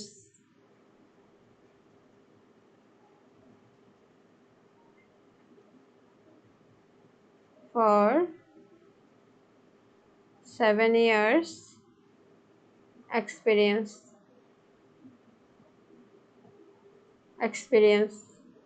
যেটাতে হচ্ছে গিভেন কত বলা হয়েছে, ওই যে ইয়ার কত দেওয়া আছে, এক্স ইকুয়াল টু কত হবে এখন 7 ইয়ার্স, ঠিক আছে, পারফরমেন্স ফর 7 ইয়ার্স। এক্সপিরিয়েন্স তো আমার এক্সপিরিয়েন্স বলতে কিন্তু যেহেতু এক্সপিরিয়েন্স দেওয়া আছে তার মানে সেটা 7, আর ওয়াই মানে তো পারফরমেন্স, তো ওয়াই এর ভ্যালুটা বের করতে হবে। এখন ওয়াই ইকুয়াল টু কি হবে, সুতরাং কি হবে, ওয়াই ইকুয়াল টু কত হবে 69.636 প্লাস 1.124 এর সাথে কত গুণ 7 গুণ, গুণ করার পর আমাদের ভ্যালু আসতে পারে 77.504। তার মানে ওয়াই এর হচ্ছে পারফরমেন্স তখন কত হবে, যাদের 7 ইয়ার্স এক্সপিরিয়েন্স তাদের পারফরমেন্স কতটুকু হইতে পারে 77.50। এটা হচ্ছে অ্যান্সার। তার মানে আমরা রিগ্রেশন হচ্ছে প্রথমে কি করেছি, x y x square y square x y বের করেছি, এখান থেকে আবার টোটাল সবগুলো সামেশন বের করেছি, আবার summation x bar y bar বের করেছি। বের করার পরে কি করতে হয়েছে আমাদের, এবার রিগ্রেশন কোএফিসিয়েন্টের ফর্মুলাটা কি ছিল, byx ইকুয়াল টু আমাদের কি করতে হচ্ছে n summation x y minus summation x summation y divided by summation x square minus summation x এর উপর হোল স্কয়ার করতে হবে। করার পর byx এর ভ্যালু যেটা পেয়েছি সেটা আবার রিগ্রেশন ইকুয়েশনে বসাবো, বসানোর পরে আবার y বার x বারের ভ্যালু তো আমরা আগে বের করেছি। তো y যেটা পেয়েছি সেখানে কি করতে হবে, যেহেতু 7 ইয়ার্স এক্সপেরিয়েন্সের কথা বলা হয়েছে 7 দিয়ে গুণ করে দেব, গুণ করার পর যেটা আসবে সেটাই হচ্ছে অ্যান্সার। এরপরে বি নাম্বার কোশ্চেনটা ছিল obtain the correlation coefficient from the ages of husband and wife এর একটা হচ্ছে লিস্ট দেওয়া আছে, সেখান থেকে আমাদের correlation coefficientটা বের করতে বলা হয়েছে, ঠিক আছে। একটু আগে আমরা রিগ্রেশন কোএফিসিয়েন্টটা বের করেছিলাম, এখন হচ্ছে আমাদের করতে হবে মূলত কোরিলেশন কোএফিসিয়েন্ট। এটাও প্রায় এটার মতো কাছাকাছি। তো এটাতে আমাদের একটা লিস্ট টেবিল দেওয়া আছে, সেটা হচ্ছে এজেস অফ হাজব্যান্ডের বয়স দেওয়া আছে, আর ওয়াইফের হচ্ছে যে বয়স দেওয়া আছে 40 যার বয়স আর কি, তার হচ্ছে ওয়াইফের বয়স হচ্ছে 32 দেওয়া আছে, এরপর হচ্ছে 45 যার তার হচ্ছে 38, এরপর হচ্ছে এখানে 47 40, তারপর হচ্ছে এখানে 41 40, এরপর কত হবে 36 32, তারপর কত হবে 50, এরপর হচ্ছে 43। কারণ এখানে আমাদের বলা হয়েছে obtain the correlation coefficient from the ages husband and the wives, তাদের বয়স থেকে আর কি correlation coefficientটা বের করতে বলা হয়েছে। তো এই চারটা তো করেছে, এবার আমাদের কাজ ওই যে একটু আগে যেটা করেছে এটার মতো x square y square x y প্রত্যেকটা বের করে নিব, ঠিক আছে, এক্স স্কয়ার ওয়াই স্কয়ার এগুলো সব বের করে নিব। বের করার পরে এরপরে কাজটা কি করতে হবে, আগের বারের মতো summation x summation y summation x square, এই যে summation x square summation y square, তারপর সামেশন এক্স স্কয়ার প্রত্যেকটা বের করে নেবেন। বের করার পর এবার কি করতে হবে আমাদের, এবার n ইকুয়াল টু কত হবে আমাদের হচ্ছে এখানে ইনফরমেশন কয়জনে দেওয়া আছে, 1 জন 2 জন 3 জন 4 জন 5 জন 6 জন, 3টা 6টা 6 জনের দেওয়া আছে ইনফরমেশন, তো n ইকুয়াল টু কত হবে 6 হবে। এবার আমরা হচ্ছে এখানে কোরিলেশন কোএফিশিয়েন্ট বের করতে বলা হচ্ছে, এতটুকু পর্যন্ত আগের মতো। আগেরটাতে কি করেছি রিগ্রেশন কোএফিশিয়েন্ট, এটা হচ্ছে কোরিলেশন কোএফিশিয়েন্ট। তো কোরিলেশন কোএফিশিয়েন্টের মধ্যে আমরা পিয়ারসন কোরিলেশন কোএফিশিয়েন্টের যে ফর্মুলা সেটা r ইকুয়াল টু এবার লিখতে পারি।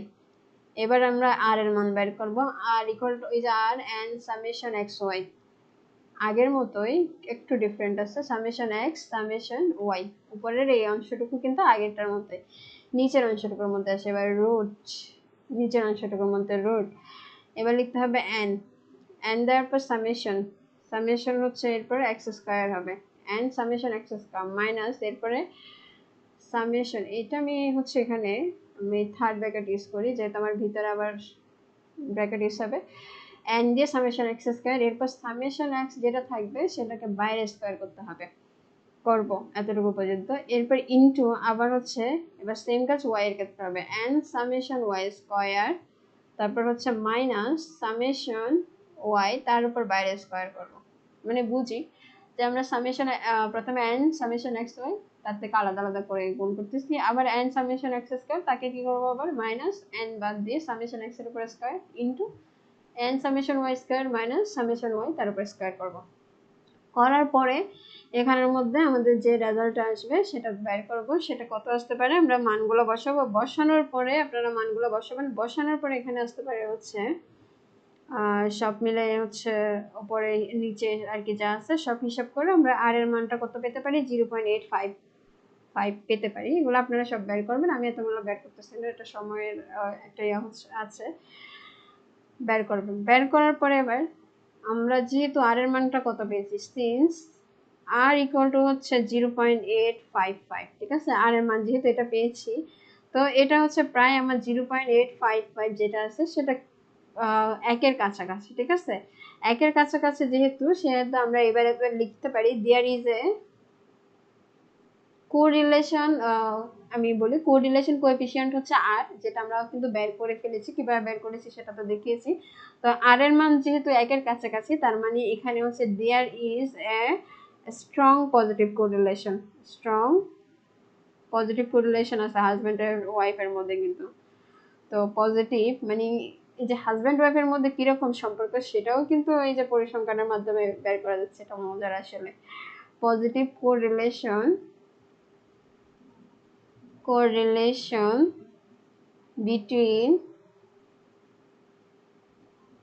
between the ages of husbands and wives, husband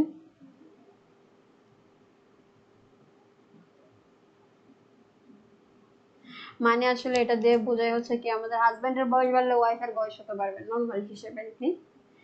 তো strong positive correlation between the ages of husbands and wife's,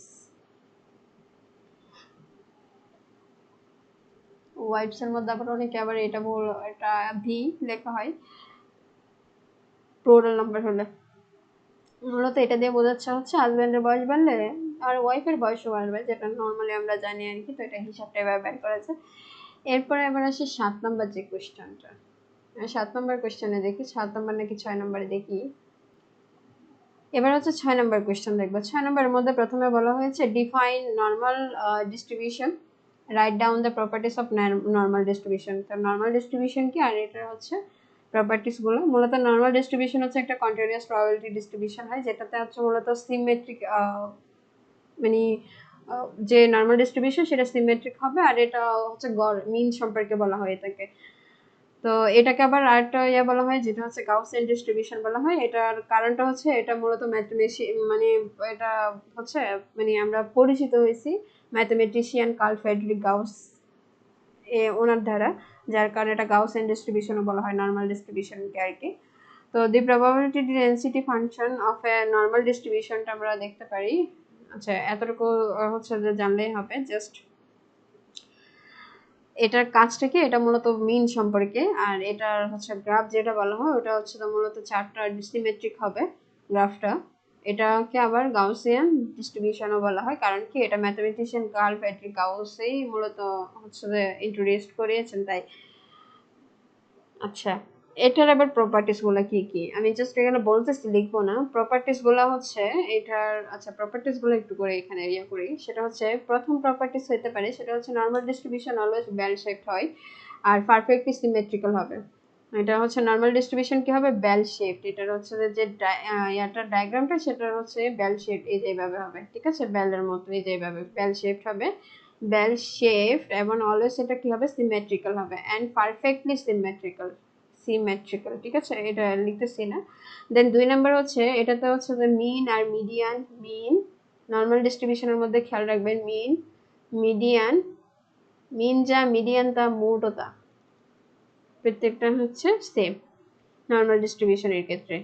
এটা একটা প্রপার্টিস। এরপর হচ্ছে টোটাল এরিয়া হচ্ছে আমাদের অলওয়েজ টোটাল এরিয়া, 3 নাম্বারটা হবে টোটাল এরিয়া হবে অলওয়েজ 1, টোটাল এরিয়ার রেজাল্ট হবে 1, টোটাল এরিয়া হবে অলওয়েজ কত, 1, যেটা পার্সেন্টেজ হিসাব করলে 100%। 4 নাম্বারটা হচ্ছে আমাদের কার্ভটা কি হবে, সিমেট্রিক হবে, আর এটা কি সম্পর্কে হয়, অলওয়েজ মিন সম্পর্কে হয়, সিমেট্রিক কার্ভ হবে, ঠিক আছে, সিমেট্রিক কার্ভ, সেটা শুরুতে বলেছি, সিমেট্রিক অ্যাবাউট দ্য কি, মিন, অ্যাবাউট দ্য মিন। 5 নাম্বারটা হচ্ছে সেটা হচ্ছে এখানে tails of curve extend indefinitely and are asymptotic to the axes, এটা না লিখলেও চলে। আচ্ছা, এরপরে এবার এখানে দুইটা distribution completely determined by two parameters, দুইটা প্যারামিটারস, একটা হচ্ছে মিন যেটাকে আমরা এবার মিউ দিতে পারি, আরেকটা হচ্ছে স্ট্যান্ডার্ড ডেভিয়েশন যেটা হচ্ছে সিগমা, ঠিক আছে। এই দুইটা হচ্ছে যে আমাদের কি করা হয়, প্যারামিটারস আর কি, দুইটা প্যারামিটারস আমরা ইউজ করে থাকি। আর পয়েন্টস দিতে পারি, হ্যাঁ এই পয়েন্টসটা আমাদের ইম্পর্টেন্ট নর্মাল ডিস্ট্রিবিউশনের মধ্যে। আমি হচ্ছে এক্সাম্পল হচ্ছে যদি না দিয়ে থাকি পরে দিয়ে আবার করাবো, সমস্যা না। নর্মাল ডিস্ট্রিবিউশনের মধ্যে আমাদের প্রথমে মিউ মাইনাস সিগমা বের করতে হয়, দেন হচ্ছে যে মিউটা থেকে যাবে, এরপর মিউ প্লাস সিগমা, এভাবে বের করতে হয় আর কি, ভ্যালু মিউ প্লাস সিগমা এভাবে আমাদের বের করতে হবে। তো এগুলোকে বলা হয় পয়েন্টস অফ ইনফ্লেকশন বলা হয়, পয়েন্টস অফ ইনফ্লেকশন বলা হয়। আর প্রথমটার ক্ষেত্রে এই যে এটার হচ্ছে এখানে ইনফ্লেকশন যেটা দেওয়া আছে, এরপরে আবার আমাদের এখানে 68%, প্রথম অংশটুকুর মধ্যে আমাদের 68.2% হচ্ছে অবজারভেশনে আসবে, মানে কতটুকু অংশ, এই যে আমরা যদি এভাবে আর কি একটা কার্ভ আঁকি, তো এখানে প্রথমে এই অংশটুকু যদি আমি মোট ধরি, মিডিয়ান ধরি, তারপর বাকি যেগুলো অংশ আছে এই যে এই অংশগুলা, এই প্রত্যেকটা অংশ, তো মনে করেন এখানে আমি প্রথম মিডিয়ান থেকে এক হচ্ছে যে কি করব, 1 হচ্ছে অর্থাৎ এই অংশটুকু কত পার্সেন্ট জুড়ে আছে, এরপরে পরের অংশটুকু কত পার্সেন্ট জুড়ে আছে, এরপরের অংশটুকু কত পার্সেন্ট জুড়ে আছে, এভাবে বের করতে যাচ্ছে। তো প্রথমটা অলওয়েজ আমাদের 68.27% আসবে, যেটাকে এভাবে লেখা হয় মিউ প্লাস মাইনাস 1, এখানে সিগমা হবে, ঠিক আছে। 2 নাম্বার এরপরেরটা যদি আমরা মিউ প্লাস দ্বিগুণ করি এখানে, তখন আমাদের হচ্ছে যে অলওয়েজ 95.45% হবে। আর 3 নাম্বারটা হবে অলওয়েজ 9 হচ্ছে এখানে 3 সিগমা যখন হবে 3 গুণ যখন হবে তখন সেটা হচ্ছে 99.73% আসবে, অর্থাৎ সেটা কতটুকু অংশ জুড়ে আছে সেটা পার্সেন্টেজটা এভাবে লেখা হয়। আচ্ছা, বি নাম্বার যে কোয়েশ্চেনটা আছে, বি নাম্বারটা হচ্ছে ইম্পর্টেন্ট, সেটা আমরা দেখি এবার বি নাম্বার কোয়েশ্চেনের। এবার বি নাম্বার কোয়েশ্চেনে বলা হয়েছিল find the moment generating function, যেটাকে এমজিএফ বলা হয়, মোমেন্ট জেনারেটিং ফাংশন, এম দিয়ে মোমেন্ট, জি দিয়ে জেনারেটিং, এফ দিয়ে function, moment generating function of the normal distribution and hence moment on the shape characteristics of the distribution. ওই যে আমাদের hence comment বলা হয়েছে, comment on the shape characteristics of the ডিস্ট্রিবিউশনের হচ্ছে যে শেপটা আছে সেটার বৈশিষ্ট্য মানে কমেন্ট করতে বলা হয়েছে আর কি। এখন প্রথমে আমাদের মোমেন্ট জেনারেটিং ফাংশন দেখতে হবে। এখন মোমেন্ট জেনারেটিং ফাংশনের জন্য আমরা কি করতে পারি, 6 এর বি যেটা, সেটা অ্যান্সার করতেছি। তো প্রথমে আমাদের হচ্ছে ইফ আমাদের যেটা নর্মাল ডিস্ট্রিবিউশন সেটা এই ধরনের থাকতে পারে, সরি এখানে এক্স হবে, এক্স তারপর হচ্ছে এন, আর এই অংশটুকুর মধ্যে আমাদের ভিতরে হচ্ছে একটা সিগমা আর একটা ভেরিয়েন্স, এভাবে এই ফরম্যাটে থাকবে। তখন মূলত যদি এই ফরম্যাটে থাকে নর্মাল ডিস্ট্রিবিউশনে, তখন আমাদের দেন দ্য মুভমেন্ট জেনারেটিং ফাংশন যেটা বলা হয়েছে mgf, সেটা হবে ইজ mx, এখানে mx, তারপর অফ টি ইকুয়াল টু হচ্ছে এখানে exp, মানে মিউ টি প্লাস হচ্ছে এখানে এটা formula t square divided by 2। এটা হচ্ছে আমাদের রিকোয়ার্ড মানে moment generative function of the normal ডিস্ট্রিবিউশনের ফরম্যাট এভাবে থাকবে, তখন আমরা মোমেন্ট জেনারেটিভ ফাংশনের যে ফর্মুলাটা ইকুয়েশনটা সেটা এভাবে হবে। ঠিক আছে, এবার আমাদের হচ্ছে ক্যারেক্টারিস্টিক্সটা লিখতে হবে। আমাদের প্রশ্নের মধ্যে প্রথমে বলা হয়েছে find the moment generating function of the normal distribution. তো নর্মাল হচ্ছে মানে এরকম যদি একটা নর্মাল ডিস্ট্রিবিউশন থাকে তখন এটার জিএফটা কি হবে, কি মোমেন্ট জেনারেটিং ফাংশনটা এরকম হবে। এবার শেপ ক্যারেক্টারিস্টিক্সটা লিখতে হবে। শেপ ক্যারেক্টারিস্টিক্সটা আমরা কিভাবে লিখবো, ওই যে বলা হয়েছে hence comment on the shape characteristics of the distribution. এই যে মোমেন্ট জেনারেটিং ফাংশনের মাধ্যমে আমরা কি করব, এটা শেপ ক্যারেক্টারিস্টিক্সটা লিখবো। এবার আসে শেপ ক্যারেক্টারিস্টিক্স করার জন্য, শেপ ক্যারেক্টারিস্টিক্স বৈশিষ্ট্য। ঠিক আছে, তো প্রথমে এবার আসি, এখানে হচ্ছে use in the moments of হচ্ছে use in the moments obtained from the mgf, moment generating function যেটা mgf। তো সেটা আমরা এখন প্রথম ক্যারেক্টারিস্টিক্স হচ্ছে আমাদের মিন থাকবে, যেটাকে আমরা হচ্ছে ডিনোট করি কি দিয়ে, মিউ দিয়ে। তারপর থাকবে হচ্ছে ভেরিয়েন্স হচ্ছে কি থাকবে, সিগমা স্কয়ার হবে ভেরিয়েন্স হবে সিগমা স্কয়ার। দেন হচ্ছে কোএফিসিয়েন্ট অফ স্কিউনেস থাকবে, কোএফিসিয়েন্ট এটা কি হবে, জিরো স্কিউনেস হবে আর কি, কোএফিসিয়েন্ট কারণ এটা সিমেট্রিক্যাল হবে এই জন্য কোএফিসিয়েন্ট অফ স্কিউনেস কত হবে, অফ স্কিউনেস যেটা বিটা 1 ইকুয়াল টু কত হচ্ছে, 0 হচ্ছে, যেটা বলা হয়েছে দি ডিস্ট্রিবিউশন পারফেক্টলি কি সিমেট্রিক্যাল, সেজন্যই 0 হয়েছে। এরপরে কোএফিসিয়েন্ট অফ কোর্টেসিস কত হবে, এখানে আমাদের কোর্টেসিসটা কোএফিসিয়েন্ট অফ কোর্টেসিস সেটা বিটা ইকুয়াল টু কত হবে, 3 হবে, কারণ এটা হচ্ছে মেসোকর্টিক হবে ডিস্ট্রিবিউশনটা। তো এখানে এটা লিখে দিতে হবে, লিখে দেওয়া উচিত। সেটা হচ্ছে এখানে পারফেক্টলি কি হবে, সিমেট্রিক্যাল হবে, এটা লিখে দিবেন সিমেট্রিক্যাল। দেন এই অংশটুকুর মধ্যে হচ্ছে মেসোকর্টিক হবে, এটা মেসোকর্টিক হবে নর্মাল ডিস্ট্রিবিউশনের ক্ষেত্রে এইগুলাই মেসোকর্টিক হবে। ঠিক আছে, তো আমরা তো দেখিয়েছি এখানে নর্মাল ডিস্ট্রিবিউশনটা কি হবে, অলওয়েজ সিমেট্রিক্যাল হবে। আবার জিরো স্কিউনেস হচ্ছে, এই যে জিরো স্কিউনেস হচ্ছে যেটা সিমেট্রিক্যালের কারণে। আর এটা হচ্ছে মেসোকর্টিক হবে কারণ যে সেম পিকনেস হবে, ওই যে আমাদের টাফ যেটা আমরা কি করি কোটেস, তো হচ্ছে পিকনেস বা ফ্ল্যাটনেস এগুলো যাচাই করার জন্য আর কি করি। তো তখন এখানের ক্ষেত্রে ভ্যালু হচ্ছে নর্মাল ডিস্ট্রিবিউশনের ক্ষেত্রে বিটা 2 = 3, যেটা মেসোকর্টিক বলা হয় স্ট্যান্ডার্ড নর্মাল ডিস্ট্রিবিউশনের ক্ষেত্রে। আচ্ছা, এবার 7 নাম্বার যে প্রশ্নটা আমরা সেটা দেখি। এটা তো করা হয়ে গেছে 6 নাম্বার, এবার 7 নাম্বার কোয়েশ্চেনটা দেখি। 7 নাম্বার কোয়েশ্চেনের মধ্যে আমাদের কি আছে সেটা দেখি।